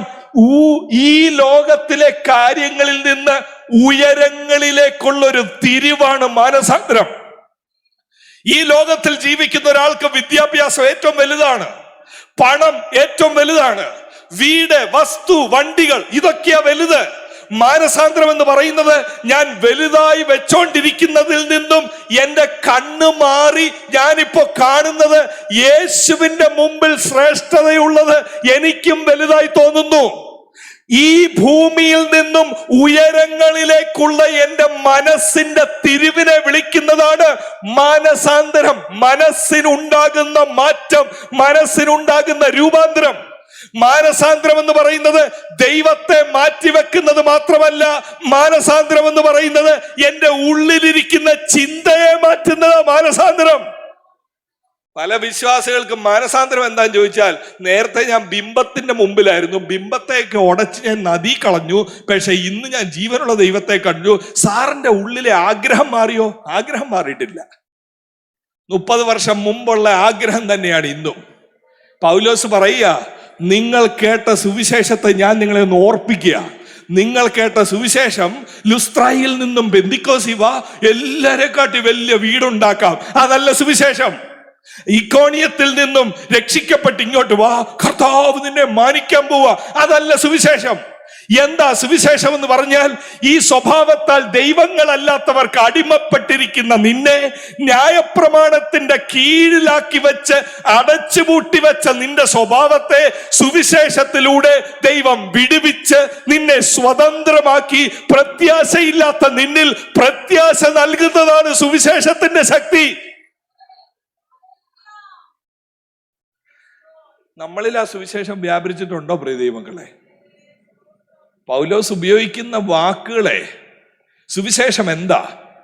സുവിശേഷം അറിയുന്നതിന് മുമ്പ് അതൊരു അടിമപ്പെട്ട് ജീവിക്കുന്ന അവസ്ഥയാ.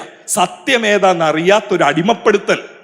കണ്ണ് മഞ്ഞളിച്ച് ഈ ലോകത്തിന്റെ പ്രഭു അവിശ്വാസികളുടെ മനസ്സിനെ കുരുടാക്കി വെച്ചിരിക്കുക. സുവിശേഷത്തിലൂടെ സംഭവിച്ചത് 1:4 എഴുതിയിട്ടുണ്ട്.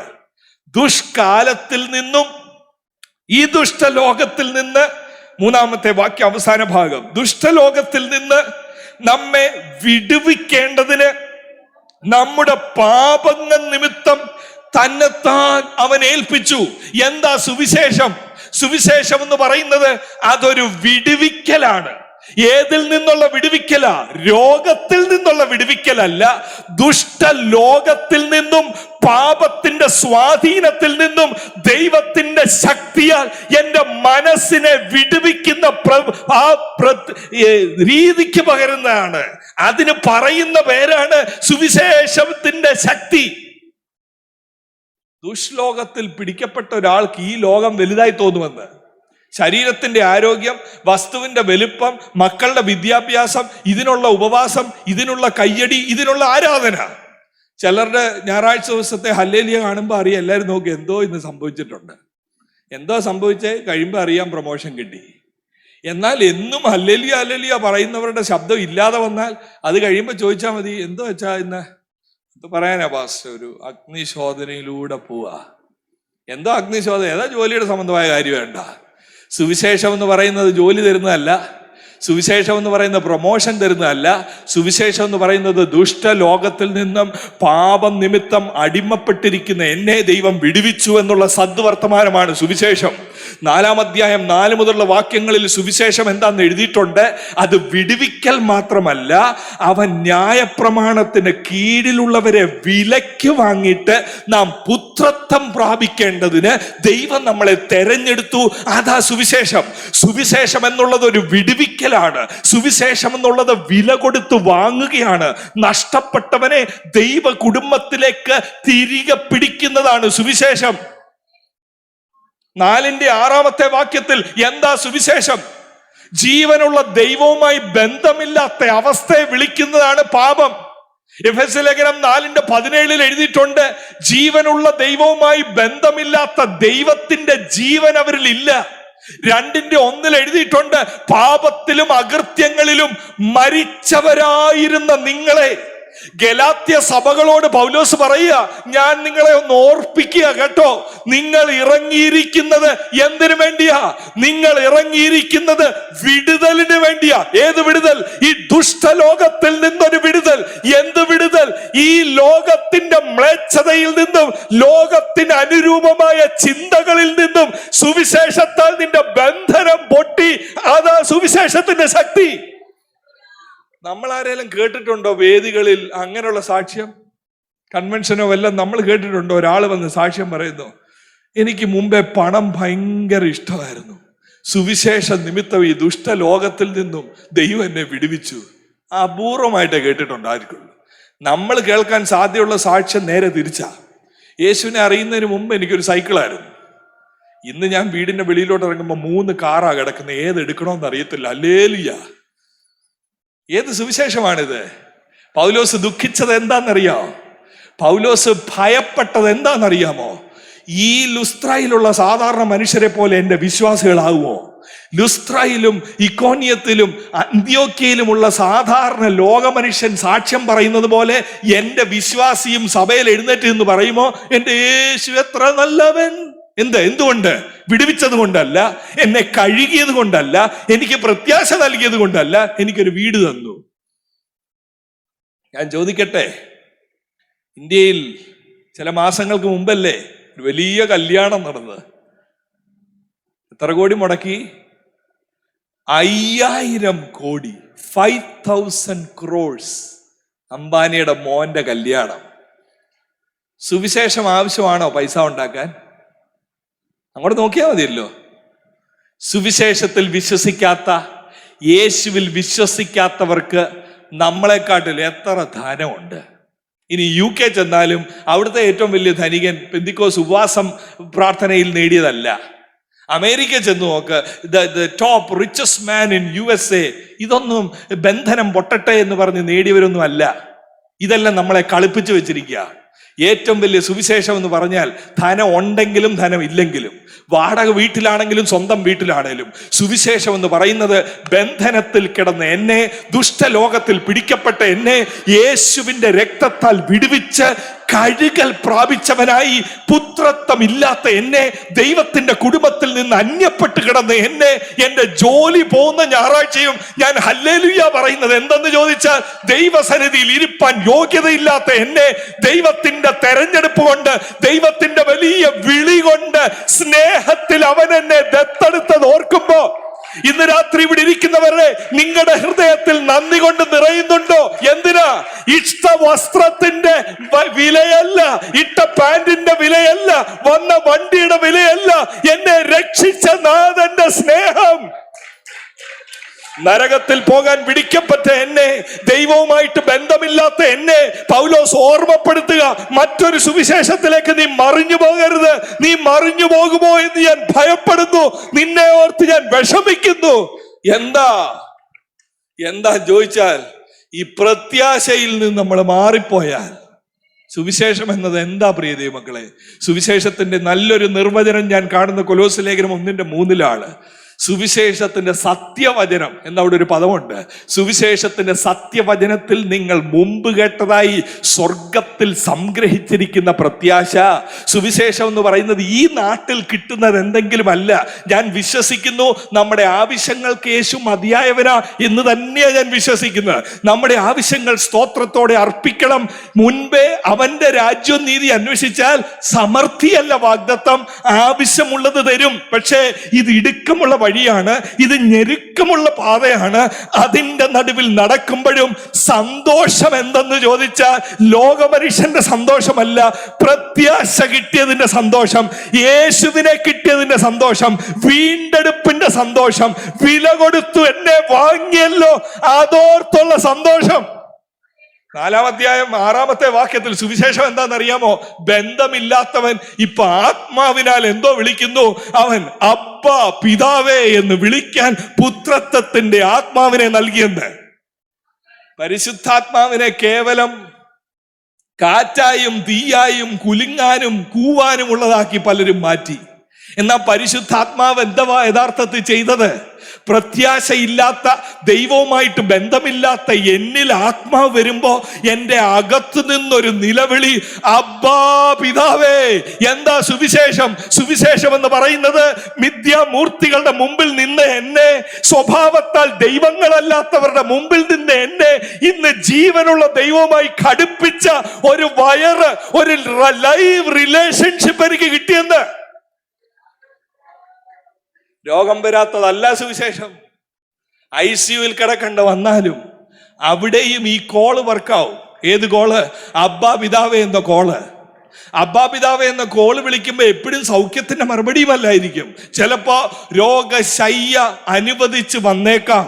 അതുകൊണ്ടാ ഭക്തന്മാര് പാടിയത് എന്റെ രോഗമെല്ലാം പോകുമെന്നല്ല അവർ പാടിയത്, രോഗശയ്യയിൽ എന്റെ കൂടെ ഇരിക്കുന്ന ദൈവത്തിന് സ്തോത്രമെന്നാ ഭക്തന്മാര് പാടിയത്. ഇന്നുള്ളവർ പലരും പാടും രോഗമില്ല, ശാപമില്ല, ഇതെല്ലാം പറഞ്ഞ് എല്ലാ രോഗവും ശാപമായിട്ടും എല്ലാ ഞെരുക്കവും ശാപമായിട്ടും ചിന്തിക്കുന്നവരുടെ നടുവിൽ ഞാൻ പറയട്ടെ, ഞെരുക്കത്തിന്റെ അപ്പം ഞാൻ തിന്നെന്നാലും അത് ശാപമായിട്ടല്ല. ദൈവം അനുവദിക്കുന്ന ഒരു ഞെരുക്കം വന്നാലും, ഞെരുക്കത്തിന്റെ പരീക്ഷ വന്നാലും, എന്നെ സ്നേഹിക്കുന്നത് കൊണ്ട്, എന്നെ വീണ്ടെടുത്തത് കൊണ്ട് അതിന്റെ നടുവിൽ ഞാൻ ചോദിക്കത്തില്ല, ദൈവമേ അങ്ങനെ സ്നേഹിക്കുന്നില്ലേ എന്ന് ഞാൻ ചോദിക്കത്തില്ല. എനിക്കറിയാം ദൈവം എന്നെ സ്നേഹിക്കുന്നു എന്ന് എനിക്കറിയാം. ആ ക്രൂശിനെ നോക്കുമ്പോ എനിക്കറിയാം എനിക്ക് വേണ്ടി എല്ലാം തന്നവൻ എന്നെ സ്നേഹിക്കുന്നല്ലോ. അപ്പൊ വിഷയം സിമ്പിളാണ്. ഗലാത്യ ലേഖനത്തിന്റെ വിഷയം സിമ്പിളാണ്. സുവിശേഷത്തിൽ നിന്നും വേറൊരു സുവിശേഷത്തിലേക്ക് പോയെന്ന് പറഞ്ഞാൽ ഇഹലോകത്തിലേക്ക് അവരുടെ വേര് തിരിയുക, പ്രത്യാശയിൽ നിന്നും മാറുന്നു, വീണ്ടെടുപ്പിന്റെ സന്തോഷത്തിൽ നിന്നും, വില കൊടുത്തു വാങ്ങിയ പുത്രത്വത്തിൽ നിന്നും, അബ്ബാ പിതാവേ എന്ന് വിളിക്കുന്ന ഭാഗ്യാവസ്ഥയിൽ നിന്നും മാറി മറ്റൊരു സുവിശേഷം എന്ന് പറഞ്ഞാൽ ലോക മനുഷ്യനെ പോലെ ജീവിക്കാൻ പ്രേരിപ്പിക്കുന്ന, ലോകത്തിലേക്ക് ആകർഷിക്കുന്ന, ജഡീക സുഖങ്ങളിലേക്ക് മുക്കുന്ന ഒരു വചന ശുശ്രൂഷ, അതിലേക്ക് മാറി. ആ സമയത്താ പൗലോസ് പറയുന്നത്, നിങ്ങൾ നോക്കണം, ആ 4:9 വാക്യത്തിൽ എന്താ സുവിശേഷം? അബ്ബാ പിതാവേ എന്ന് വിളിപ്പിച്ചു വീണ്ടെടുപ്പ്.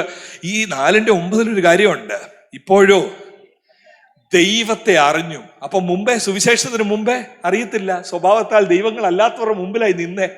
ഇപ്പൊ എനിക്ക് അറിയാം, ഇപ്പൊ ദൈവത്തെ ഞാൻ അറിഞ്ഞു. തീർന്നില്ല, വിശേഷാൽ ദൈവം നിങ്ങളെ അറിഞ്ഞുമിരിക്കെ. എന്ന് പറഞ്ഞാൽ എന്താ? എന്ന് പറഞ്ഞാൽ ഈ പദമുണ്ടല്ലോ അവിടെ ഉപയോഗിച്ചിരിക്കുന്ന, ദൈവം നിങ്ങളെ അറിഞ്ഞുമിരിക്കെ, വിശേഷാൽ ദൈവം നിങ്ങളെ അറിഞ്ഞുമിരിക്കെ.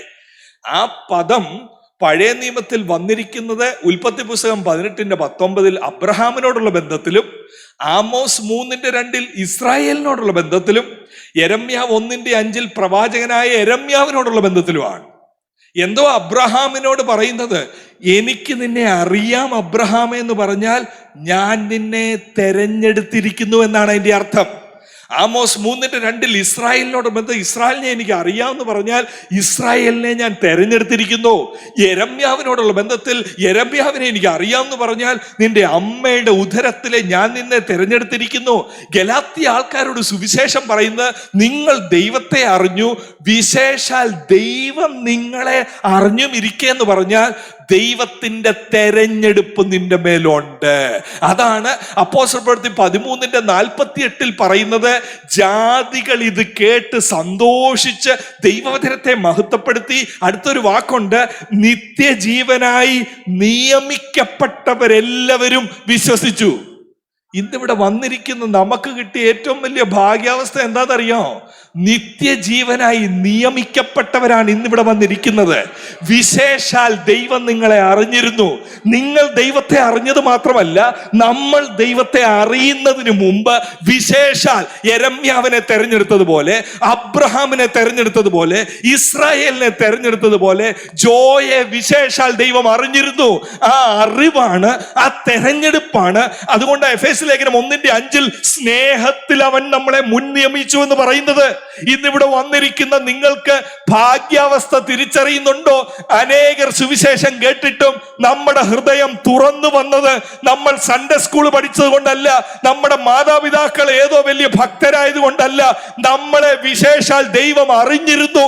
ഈ കാലഘട്ടത്തിൽ സത്യ സുവിശേഷത്തിന് വേണ്ടി നിൽക്കുന്നവനായി ദൈവത്തിന്റെ ഒരു തെരഞ്ഞെടുപ്പ് താങ്കളുടെ മേലുണ്ട്. ഇതാണ് നിന്നെ സന്തോഷിപ്പിക്കേണ്ടത്. വേറൊരു കാര്യം സന്തോഷിപ്പിച്ചാൽ പൗലോസ് പറയുക, ഐ ആം അഫ്രൈഡ്, ഞാൻ ഭയപ്പെടുന്നു, എന്റെ അധ്വാനം വെറുതെ ആയോ? അപ്പൊ എന്തിനാ അധ്വാനിച്ചത്? അധ്വാനിച്ചത് മൊത്തം ഈ വീണ്ടെടുപ്പിനെ കുറിച്ചും ദൈവത്തിന്റെ പ്രായച്ചിത്ത മരണത്തെക്കുറിച്ചും അബ്ബാ പിതാവെ ബന്ധത്തെക്കുറിച്ചും ദൈവത്തിന്റെ അറിവിനെ കുറിച്ചുമൊക്കെ ഇവര് അറിഞ്ഞ് അതിൽ സന്തോഷിച്ച് ഓരോ പ്രാവശ്യവും പൗലോസ് ഗലാത്യയിലുള്ള സഭകൾ എങ്ങനെയുണ്ട്? അവർ പ്രത്യാശയെ വളർന്നുകൊണ്ടിരിക്കുക, അവർ വിശ്വാസത്തിൽ വളർന്നുകൊണ്ടിരിക്കുക. ഇന്ന് വിശ്വാസം എന്തുവാ? വിശ്വാസം എന്നതോ ആഗ്രഹിക്കുന്നതിന്റെ ഉറപ്പും കൈ കിട്ടാത്തതിന്റെ നിശ്ചയവും. എന്തോ വാസ്തവത്തിൽ വിശ്വാസം? ആശിക്കുന്നതിന്റെ ഉറപ്പ്. എന്തോ ആശ? ഈ ലോകത്തിലെ ഒന്നല്ല, വരാനൊരു രാജ്യം ഇരിക്കുന്നു എന്നുള്ള ആശ. വിശ്വാസം എന്നതോ, നമ്മൾ വിശ്വാസികളല്ലേ, നമ്മളെ ലോക മനുഷ്യരിൽ നിന്ന് വ്യത്യസ്തരാക്കുന്ന നമ്മൾ വിശ്വാസികളാണ്. വിശ്വാസം എന്നതോ ആശിക്കുന്നതിന്റെ, ആഗ്രഹത്തിന്റെ അല്ല. ഞാൻ കാനഡയിൽ പോകും, എനിക്കൊരു ആഗ്രഹമുണ്ട്, ഞാൻ വിശ്വസിക്കുക, അതല്ല വിശ്വാസം. വിശ്വാസം എന്നതോ ആശിക്കുന്നതിന്റെ. എന്താശ? 5-ാം അധ്യായം 4-ാം വാക്യത്തിൽ എഴുതിയിട്ടുണ്ട്, ഗലാത്യ ലേഖനത്തിൽ, പ്രത്യാശ, അതിലേക്കുള്ള ഒരാശ, കർത്താവിന്റെ വരവിനായി കാത്തിരിക്കുന്ന പുത്രത്വം, അതൊക്കെ ഓർത്തുള്ള ഒരാശ. ആശിക്കുന്നതിന്റെ ഉറപ്പും കൈ കിട്ടാത്തതിന്റെ നിശ്ചയമല്ല. ഇന്നല്ലേ പഠിപ്പിക്കുന്ന പോലെ ഏത് വാഹനം വേണം, അത് ഫോട്ടോ എടുത്ത് വെട്ടിവെച്ച് ബൈബിളിനകത്തോട്ട് വെക്ക്, ഒരു 5 രൂപ തൊട്ട് ആ വസ്തുവിലോട്ടൊന്ന് എറിഞ്ഞേക്ക്. ഇതെല്ലാം മനുഷ്യരെ കളിപ്പിക്കുക. ഇങ്ങനൊരു സമ്പ്രദായം ഈ ബൈബിളിലില്ല. 5 രൂപ തൊട്ട് എറിയുന്നതും 1 രൂപ കുഴിച്ചിടുന്നതും പരിപാടി അല്ലിത്. ഇതെന്തിന്റെ പരിപാടിയാന്ന് ചോദിച്ചാൽ, ആശിക്കുന്നതിന്റെ ഉറപ്പും കാണാത്ത കാര്യങ്ങളുടെ നിശ്ചയം. വിശ്വാസ ജീവിതം എന്ന് പറഞ്ഞാൽ പല സന്ദർഭങ്ങളിലും ചോദ്യം ചെയ്യുന്ന അവസ്ഥകൾ വരും. ദൈവം എന്തിയെ, ദൈവസ്നേഹം എന്തിയെ? പെട്ടെന്ന് വേർപാടുകൾ ഉണ്ടാകുമ്പോ, പെട്ടെന്ന് രോഗത്തിന്റെ അനുഭവം വെളിപ്പെടുമ്പോ, ദൈവത്തിന്റെ സ്നേഹത്തെ പോലും ചോദ്യം ചെയ്യത്തക്ക രീതികൾ വരുമ്പോ, അതിന്റെ നടുവിലാണ് വിശ്വാസിയുടെ ആ വിശ്വാസം വെളിവരുന്നത്.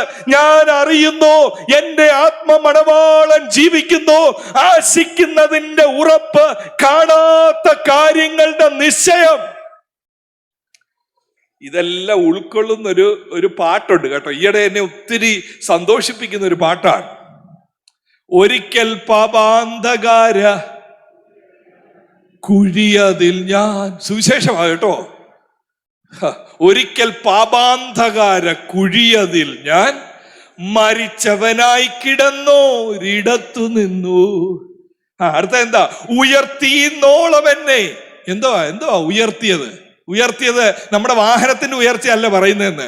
മരിച്ചവനായി എനിക്ക് ജീവൻ തന്നു, പ്രത്യാശയില്ലാത്തവൻ എനിക്ക് പ്രത്യാശ തന്നു, ലോകത്താൽ കീഴ്പ്പെട്ടവന്റെ ഉള്ളിൽ ദൈവം പുനരുത്ഥാനത്തിന്റെ ശക്തി അയച്ച് യേശുവിന്റെ സ്വഭാവം തന്നു.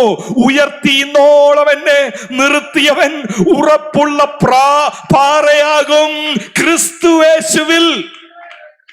ആ പ്രത്യാശ ഉള്ളവരാ പാടുന്നത്. എനിക്ക് എന്റെ യേശുവിനെ കണ്ടാൽ മതി. എനിക്ക് ലോകത്തിന്റെ മായാസുഖങ്ങളല്ല, വെള്ളത്തിൻ കുമിള പോലെ മിന്നിത്തിളങ്ങിടുന്ന ജഡിക സുഖങ്ങളല്ല എന്റെ കണ്ണിന് കൗതുകമായി തോന്നുന്നത്. എന്നെ രസിപ്പിക്കുന്നത്, എന്നെ സന്തോഷിപ്പിക്കുന്നത് ഈ ലോകത്തിലെ ചിന്തകളല്ല.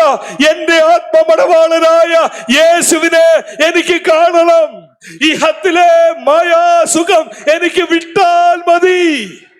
ഇങ്ങനെ ജീവിക്കുന്നവരെ കണ്ടോണ്ടാണ് ലോകം പറയേണ്ടത്, എനിക്കില്ലാത്തൊരു പ്രത്യാശ നിനക്കുണ്ടല്ലോ, എനിക്കില്ലാത്തൊരു സന്തോഷം നിനക്കുണ്ടല്ലോ. രോഗത്തിന്റെ നടുവിലും നീ എങ്ങനെ പാടുന്നു യേശു നല്ലവരെന്ന്? ഇതല്ലേ സുവിശേഷം? അത് ജീവിക്കേണ്ട ഒന്നല്ലേ?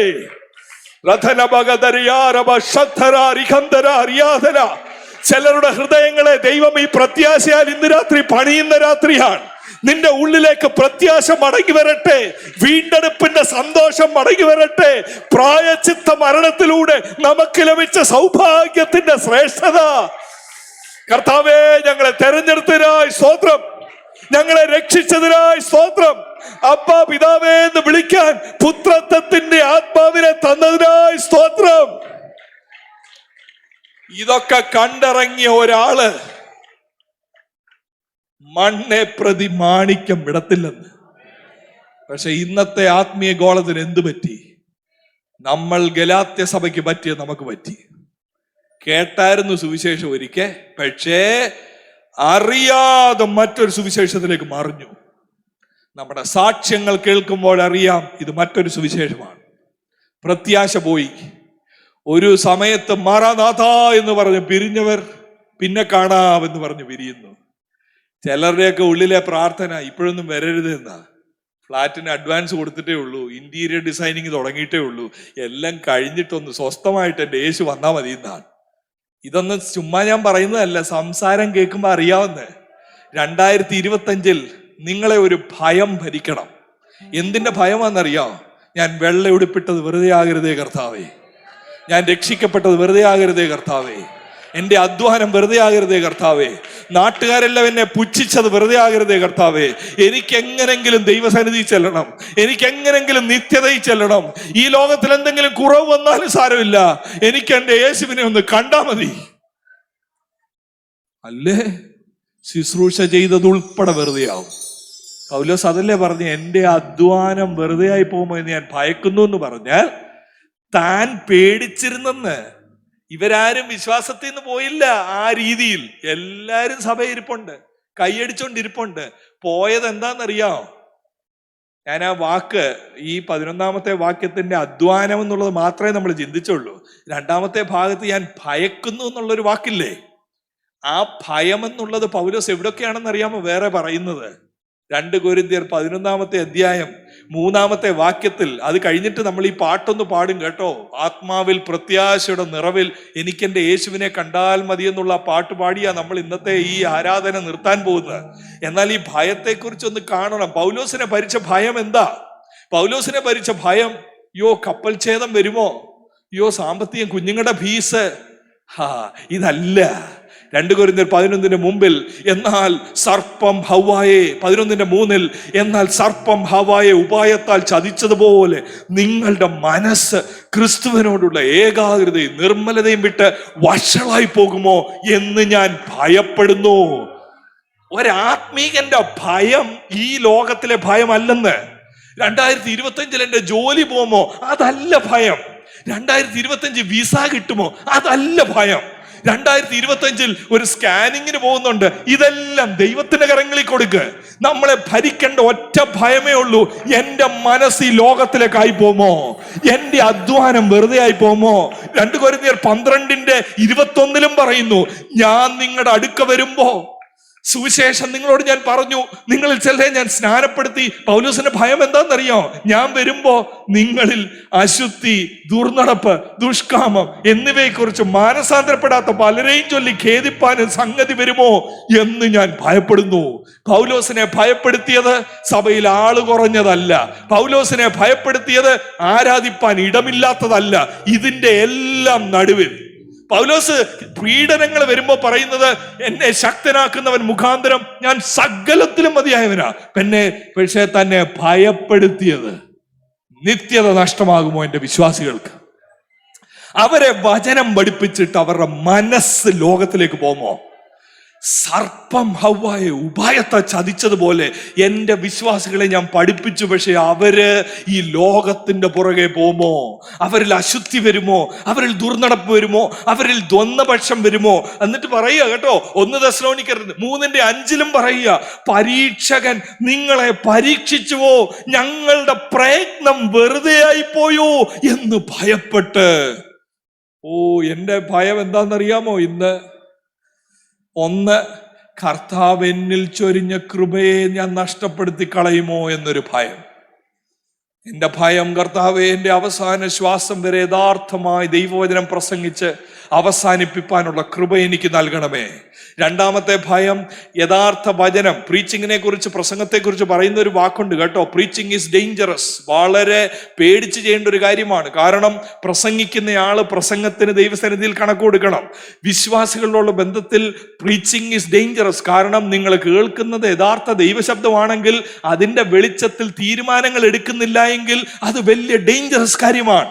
ഇന്നത്തെ ദിവസം രാത്രിയിൽ നമ്മൾ ഭയപ്പെടുത്തുന്ന ഒരു യാഥാർത്ഥ്യത്തിന് മുമ്പിലാണ് ഞാനും നിങ്ങളും ഇരിക്കുന്നതെന്ന്. ദൈവത്തിന്റെ മനസ്സ് നമ്മളെ ഓർപ്പിക്കുന്ന ദൈവത്തിന്റെ വചനം ഗലാത്യലേഖനം 4:11 നിന്നും എന്റെ അധ്വാനം വെറുതെ ആയി പോകുമോ എന്ന് പൗലോസ് ഭയപ്പെട്ടതിനെ കുറിച്ച് ഞാൻ പ്രസംഗിക്കുമ്പോൾ എന്നെ ഭയപ്പെടുത്തുന്ന കാര്യം, കർത്താവേ ഈ വചനം യഥാർത്ഥമായി പ്രസംഗിക്കാൻ എന്നെ സഹായിക്കണമേ.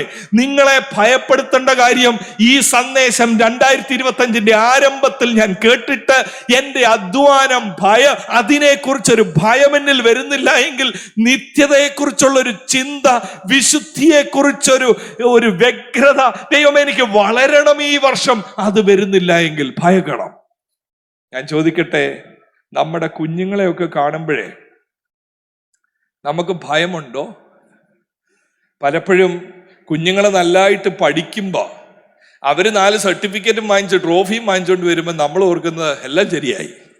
എൻ്റെ കുഞ്ഞ്, എനിക്ക് വലിയ പഠിക്കാൻ ബുദ്ധിമുട്ടൊക്കെ ആയിരുന്നു, പക്ഷെ എൻ്റെ കുഞ്ഞ് പഠിച്ച് ട്രോഫിയുമായിട്ട് വരുമ്പോൾ ഉള്ളിലൊരു ഭയം വരണം. എന്താ ഭയം? കർത്താവേ എൻ്റെ കുഞ്ഞിന് ഇതൊക്കെ വലുതായി തോന്നുമോ? ഞാൻ പേരോർക്കുന്നില്ല, ഒരു ഭക്തനെ കുറിച്ച് പറഞ്ഞത് കേട്ടോ, യഥാർത്ഥമായി നടന്ന സംഭവമാണ്. മോന് അവാർഡ് കിട്ടി, പത്രക്കാരെല്ലാം വന്ന് നിൽക്കുകയാണ്. അവാർഡ് കിട്ടിയപ്പോൾ ഈ പാസ്റ്റർ മോൻ തിരിച്ച് അങ്ങോട്ട് നിൽക്കുക. അവനെ ഇന്റർവ്യൂ ചെയ്യുന്നു, കാര്യങ്ങൾ വെക്കുന്നു. പക്ഷെ പാസ്റ്റർക്ക് ഒരു പ്രതികരണശേഷി നഷ്ടപ്പെട്ടവനെ പോലെ നിസ്സഹരണത്തോടെ അവിടെ ഇരിക്കുകയാണ്. കുറെ കഴിഞ്ഞപ്പോൾ ആൾക്കാർ ചോദിച്ചു, എന്താ പറ്റി? സംസാരിക്കാതിരുന്നയാൾ വാ തുറന്ന് പറഞ്ഞു, എനിക്ക് ഭയമാണ്, എൻ്റെ കുഞ്ഞ് ചിന്തിച്ചു പോകുമോ ഇതൊക്കെയാ വലുതെന്ന്. കുറെ ആൾക്കാർ മൈക്കിങ് കൊണ്ട് വന്നിരിക്കുമ്പോൾ എൻ്റെ കുഞ്ഞ് ചിന്തിക്കുമോ നിത്യതയെക്കാട്ടിലും സുവിശേഷ വേലയെക്കാട്ടിലും വലുതാണ് ഇതൊക്കെയെന്ന്. നിങ്ങളെ ഭരിക്കേണ്ട ഭയം അതാ കേട്ടോ. കുഞ്ഞുങ്ങളെ നഷ്ടപ്പെടുന്നുവെങ്കിൽ പിന്നെ എന്തിന്റെ സന്തോഷമാണ് നമുക്കുള്ളത്? പിന്നെ ഒരു സന്തോഷവും ഇല്ല. നമ്മുടെ കുഞ്ഞുങ്ങൾ ദൈവഭക്തിയിൽ ദൈവത്തെ സേവിക്കുന്നതും ആരാധിക്കുന്നതും അവന് വേണ്ടി ഈ തലമുറയിൽ നിൽക്കുന്നതുമല്ലേ നമ്മുടെ ഏറ്റവും വലിയ ഭാഗ്യം. അങ്ങനെയുള്ള അനുഭവത്തിനായി ഒരു ഭയം ഉണ്ടാകണം.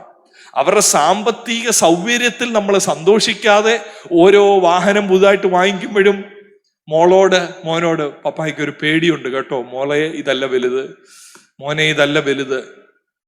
എന്നോട് എൻ്റെ പിതാവ് കൂടെ ഓർപ്പിക്കാറുണ്ട് പ്രസംഗത്തെക്കുറിച്ചും. എടാ, ഒരു പ്രസംഗമല്ല വലുത് കേട്ടോ, ഒരു വേദിയിൽ കർത്താവ് ഉപയോഗിക്കുന്നതല്ല വലുത്, എല്ലാരും കൈയടിച്ചതല്ല വലുത്, നീ ഓട്ടം സ്ഥിരതയോടെ ഓടണം, അതാ വലുത്. അങ്ങനെയുള്ളൊരു ഓർമ്മപ്പെടുത്തലാണ് ഇന്ന് രാത്രി കർത്താവിന്റെ പരിശുദ്ധാത്മാവ് നമുക്ക് നൽകുന്നത്. എന്താ വലുതെന്ന് കണ്ടുണരുവാൻ നമ്മുടെ കണ്ണിനെ ദൈവം തുറക്കട്ടെ ഇന്ന് രാത്രിയിൽ. നമുക്കുള്ളതൊന്നുമല്ല ഇത് കേട്ടോ. സുവിശേഷത്തിലൂടെ നമുക്ക് ലഭിച്ച ഭാഗ്യ അവസ്ഥയെ കളഞ്ഞു കുളിക്കാതെ, ലോക മനുഷ്യനെ പോലെ ചിന്താഗതികളിലാകാതെ, നന്മയും പ്രസാദവും പൂർണ്ണതയുമുള്ള ദൈവത്തിന്റെ ഹിതം തിരിച്ചറിയണമെങ്കിൽ സുവിശേഷത്തിലൂടെ നമ്മളൊന്ന് തിരിഞ്ഞാലേ ഒക്കത്തുള്ളൂ, ദൈവത്തിന്റെ ശോഭയിലേക്കും ക്രൂശിന്റെ ശക്തിയിലേക്കും. അതുകൊണ്ടല്ലേ പൗലോസ് പറയുന്നത്, എനിക്ക് പ്രശംസിപ്പാൻ ഒരു കാര്യമേ ഉള്ളൂ, ആ ക്രൂശ് അല്ലാതെ എനിക്ക് പ്രശംസിപ്പാൻ ഒന്നുമില്ല. വിശ്വാസികൾക്ക് പ്രശംസിപ്പാൻ അനേക കാര്യങ്ങൾ വന്നപ്പോഴാ പൗലോസ് പറയുന്നത്, എനിക്കൊരു കാര്യമേ പ്രശംസിപ്പാനുള്ളൂ, എനിക്ക് സുവിശേഷവും ക്രൂശും അല്ലാതെ ന്യായപ്രമാണത്തിലോ പരിച്ഛേദനയിലോ ലോകത്തിന്റെ ആഡംബരത്തിലോ ഇതിലൊന്നും എനിക്ക് പ്രശംസിപ്പാനില്ല. എനിക്ക് എന്റെ ചർച്ചിൽ പ്രശംസിപ്പാനില്ല, എനിക്ക് ഞാൻ നിന്ന വേദികളിൽ പ്രശംസിപ്പാനില്ല. നിങ്ങൾ എന്തിനെ കുറിച്ച് ഇന്ന് രാത്രി പറയും? കർത്താവേ, എനിക്ക് ഒന്നിലും വേറെ പ്രശംസിപ്പാനില്ല. എന്നെ രക്ഷിച്ചല്ലോ, അതോർത്ത് ഞാൻ ദൈവത്തിന് സ്തോത്രം ചെയ്യുന്നു. എന്നെ വിശുദ്ധനാക്കിയല്ലോ, അതോർത്ത് ദൈവത്തിന് സ്തോത്രം ചെയ്യുന്നു. മരിച്ചവനായി കിടർന്ന എന്നെ ദൈവം ഉയർപ്പിച്ചല്ലോ, അതോർത്ത് ദൈവത്തിന് സ്തോത്രം ചെയ്യുന്നു. പ്രത്യാശയില്ലാത്ത എനിക്ക് ദൈവം പ്രത്യാശ നൽകിയല്ലോ, അതോർത്ത് ദൈവത്തിന് സ്തോത്രം ചെയ്യുന്നു. ഇസ്രായേൽ പൗരത്വത്തോട് സംബന്ധമില്ലാത്തവൻ, പ്രത്യാശയില്ലാത്തവൻ, വാഗ്ദത്തത്തിന് അന്യനായി കിടന്ന നമ്മളെ സുവിശേഷത്തിലൂടെ ഈ കുടുംബത്തിലേക്ക് തെരഞ്ഞെടുത്ത് ദത്തെടുത്ത് വിശുദ്ധന്മാരുടെ നടുവിൽ കൊണ്ടിരുത്തിയ ആ സുവിശേഷത്തിന്റെ അധ്വാനം പൗലോസ് പറയാ, എന്റെ അധ്വാനം വെറുതെ ആയി പോകുമോ? എന്റെ അധ്വാനം എന്ന് പറയുന്നത് ഞാൻ പ്രസംഗിച്ച സുവിശേഷത്തിൽ നിങ്ങൾ മാറുമോ എന്ന് ഞാൻ ഭയപ്പെടുന്നു. അത് മാറിപ്പോയ എന്റെ അധ്വാനം എല്ലാം വെറുതെ ആയി. സഭാ ഹോള് കെട്ടിയാലും ആളിന്റെ ഹൃദയം ലോകത്തിലേക്ക് പോയാൽ, ഹോളെല്ലാം ഇവിടെ ഇട്ടിട്ട് പോകേണ്ടവരാ നമ്മൾ. പ്രാണപ്രിയന്റെ കൂടെ നമ്മൾ പോകേണ്ടവരാ. പണിഞ്ഞ ബിൽഡിംഗ് എല്ലാം ഇവിടെ കിടക്കും, ഇതെല്ലാം തീക്കായിട്ട് സൂക്ഷിക്കും. എന്നാൽ ഉള്ളിൽ ക്രിസ്തുവേശുവിനോടുള്ള സ്നേഹത്തിനും ഏകാഗ്രതയ്ക്കും ഭംഗം വന്നെങ്കിൽ നമ്മുടെ അധ്വാനമെല്ലാം പരാജയപ്പെട്ടു പോകും. ഒരു നിമിഷം അതാത് സ്ഥാനങ്ങളൊന്ന് എഴുന്നേറ്റ് നിൽക്കാമോ? ഈ കേട്ട വചനത്തിന്റെ മുമ്പിൽ നമ്മളെ തന്നെ ദൈവസന്നിധിയിൽ ഒന്ന് താഴ്ത്തി ഏൽപ്പിച്ച്, ഞാൻ മുമ്പേ പറഞ്ഞ ആ പാട്ടിന്റെ വരികൾ സമർപ്പണത്തോടെ, അതോടൊപ്പം തന്നെ ആ പ്രത്യാശയോടെ നമുക്കൊന്ന് ചേർന്ന് പാടണം. എനിക്കെന്റെ യേശുവിനെ കണ്ടാൽ മതി. ഇത് അർത്ഥമില്ലാതെ പാടരുത്, ചുമ്മാ പ്രഹസനമായി പാടരുത്. രക്ഷിച്ച കർത്താവിന്റെ സ്നേഹത്തെ ഓർത്ത്, സ്നേഹത്തിൽ അവൻ നമ്മളെ തെരഞ്ഞെടുത്ത ആ ഭാഗ്യാവസ്ഥയെ ഓർത്ത്, പൗലോസിനോട് ചേർന്ന്, അപ്പോസ്തലന്മാർ വിശുദ്ധന്മാരോട് ചേർന്ന് ഇന്നത്തെ ദിവസം രാത്രിയിൽ നമുക്ക് പറയാമോ, യെസ്, അതാണ് എൻ്റെ ആഗ്രഹം. ഇഹത്തിലെ മായാ സുഖങ്ങളൊന്നും എന്നെ ആകർഷിക്കാതെ, ലോകത്തിന്റെ മോഹങ്ങൾ എന്നെ വശീകരിക്കാതെ, എനിക്ക് എൻ്റെ യേശുവിന്റെ മുഖം ഒന്ന് കണ്ടാൽ മതി. ഇഹത്തിലെ മായാ സുഖങ്ങൾ എനിക്കൊന്ന് വിട്ടാൽ മതി. പ്രത്യാശയോട് ചേർന്ന് നമുക്ക് ഈ ഗാനത്തിന്റെ വരികൾ പാടാം. എനിക്കെന്റെ യേശുവിനെ കണ്ടാൽ മതി, ഇഹത്തിലെ മായാ സുഖം വിട്ടാൽ മതി. എനിക്കെന്റെ യേശുവിനെ കണ്ടാൽ മതി, ഇഹത്തിലെ മായാ സുഖം വിട്ടാൽ മതി. പരശില്പിയായി പണിഞ്ഞ നഗരമതിൽ, പരശില്പിയായി പണിഞ്ഞ നഗരമതിൽ, വരനോട് കൂടെ വാഴാൻ പോയാൽ മതി, വരനോട് കൂടെ വാഴാൻ പോയാൽ മതി. എനിക്കെന്റെ യേശുവിനെ കണ്ടാൽ മതി, ഇഹത്തിലെ മായാ സുഖം വിട്ടാൽ മതി. എനിക്കെന്റെ യേശുവിനെ കണ്ടാൽ മതി, ഇഹത്തിലെ മായാ സുഖം വിട്ടാൽ മതി. ഒരിക്കൽ പാപാന്തകര കുഴിയതിൽ ഞാൻ മരിച്ചവനായി കിടന്നോരിടത്തു നിന്ന്, ഒരിക്കൽ പാപാന്തകര കുഴിയതിൽ ഞാൻ മരിച്ചവനായി കിടന്നു ഇടത്തു നിന്ന് ഉയർത്തിയിരുന്നോളമെന്നെ നിർത്തിയവൻ ഉയർത്തിയിരുന്നോളമെന്നെ നിർത്തിയവൻ ഉറപ്പുള്ള പാറയാകും ക്രിസ്തേശുവിൽ ഉറപ്പുള്ള പാറയാകും ക്രിസ്തേശുവിൽ എനിക്കെന്റെ യേശുവിനെ കണ്ടാൽ മതി ഇകമീലമായ സുഖം വിട്ടാൽ മതി എനിക്കെന്റെ യേശുവിനെ കണ്ടാൽ മതി ഇകമീലമായ സുഖം വിട്ടാൽ മതി ഇവിടെ ഞാൻ വെറും ഒരു പരദേശി പോ ഇവിടുത്തെ പാപിടാമോ വഴിയമ്പലം ഇവിടെ ഞാൻ വെറും ഒരു പരദേശി പോ ഇവിടുത്തെ പാപിടാമോ വഴിയമ്പലം ഇവിടെ എനിക്കാരുത്തുണയില്ലെങ്കിലോ ഇവിടെ എനിക്കാരുത്തുണയില്ലെങ്കിലോ ഇടയാകുമേശുവോടും ചേർന്നാൽ മതി ഇടയാകുമേശുവോടും ചേർന്നാൽ മതി എനിക്കെന്റെ യേശുവിനെ കണ്ടാൽ മതി ഇകമീലമായ സുഖവും വിട്ടാൽ മതി ഓ എനിക്കെന്റെ യേശുവിനെ കണ്ടാൽ മതി ഇകമീലമായ സുഖം വിട്ടാൽ മതി കളങ്കമില്ലാതെ എന്നെ തിരുസന്നിധേ വിളകുവാൻ യേശു കഷ്ടം സഹിച്ചെനിക്കായി കളങ്കമില്ലാതെ എന്നെ തിരുസന്നിധേ വിളകുവാൻ യേശു കഷ്ടം സഹിച്ചെനിക്കായി തളർന്നവൻ കാൽക്കരങ്ങൾ തുളച്ചമാകൂ തളർന്നവൻ കാൽക്കരങ്ങൾ തുളച്ചമാകൂ നിറഞ്ഞ കണ്ണൂർ മാത്ര ഹൃദയവുമായി നിറഞ്ഞ എനിക്കെന്റെ യേശുവിനെ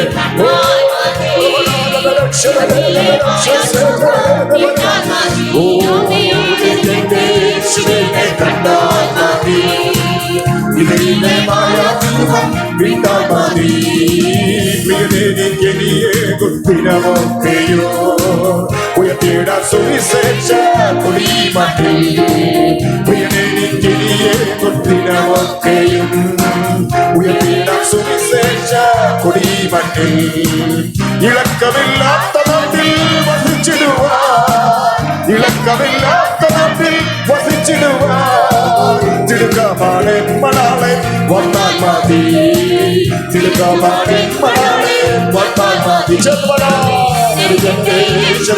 കണ്ടാൽ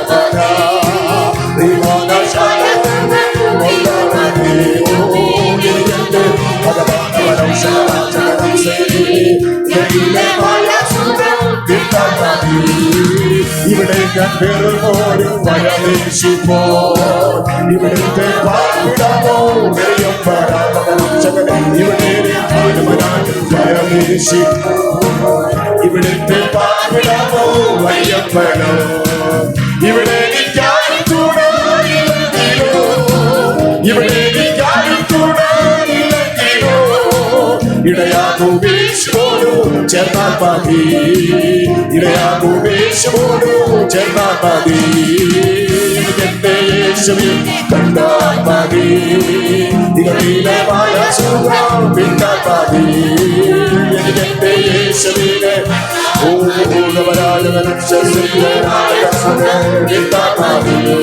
വെള്ളത്തിൽ കുമിളം പോലെ പിന്നെ വീളത്തിടും ചെടി വസുഖങ്ങൾ എതിരേൽക്കുമേ വെള്ളത്തിൽ കുമിള പോലെ നിന്നെ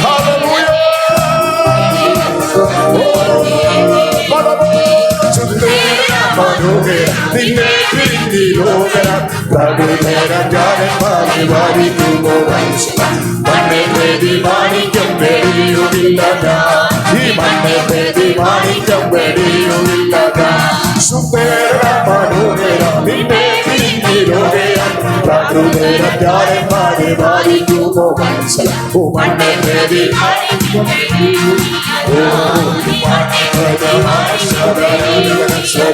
ഓ ലോകത്തിൻ ഭൂമിള പോലെ നിന്നെ വിളക്കിടുക ചെടി വസുഖങ്ങൾ എന്നെ വേദിയിലേക്കുകയും ഓ വെള്ളത്തിൽ ഭൂമിള പോലെ നിന്നെ വിളക്കിടുക ചെടി വസുഖങ്ങൾ എന്നെ വേദിയിലേക്കുകയും ഓ സുന്ദര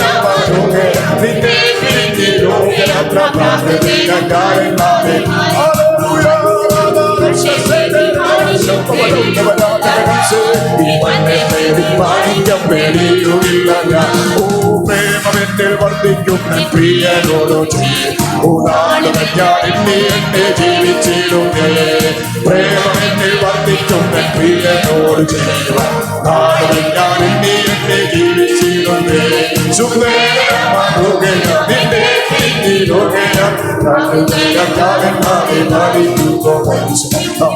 നിന്റെ മാണിക്കം പേടിയുമില്ല ഞാൻ. ഈ മണ്ണെ പേടി മാണിക്കം പേടിയുമില്ല ഞാൻ. ഈ മണ്ണെ പേടി മാണിക്കം പേടിയുമില്ല.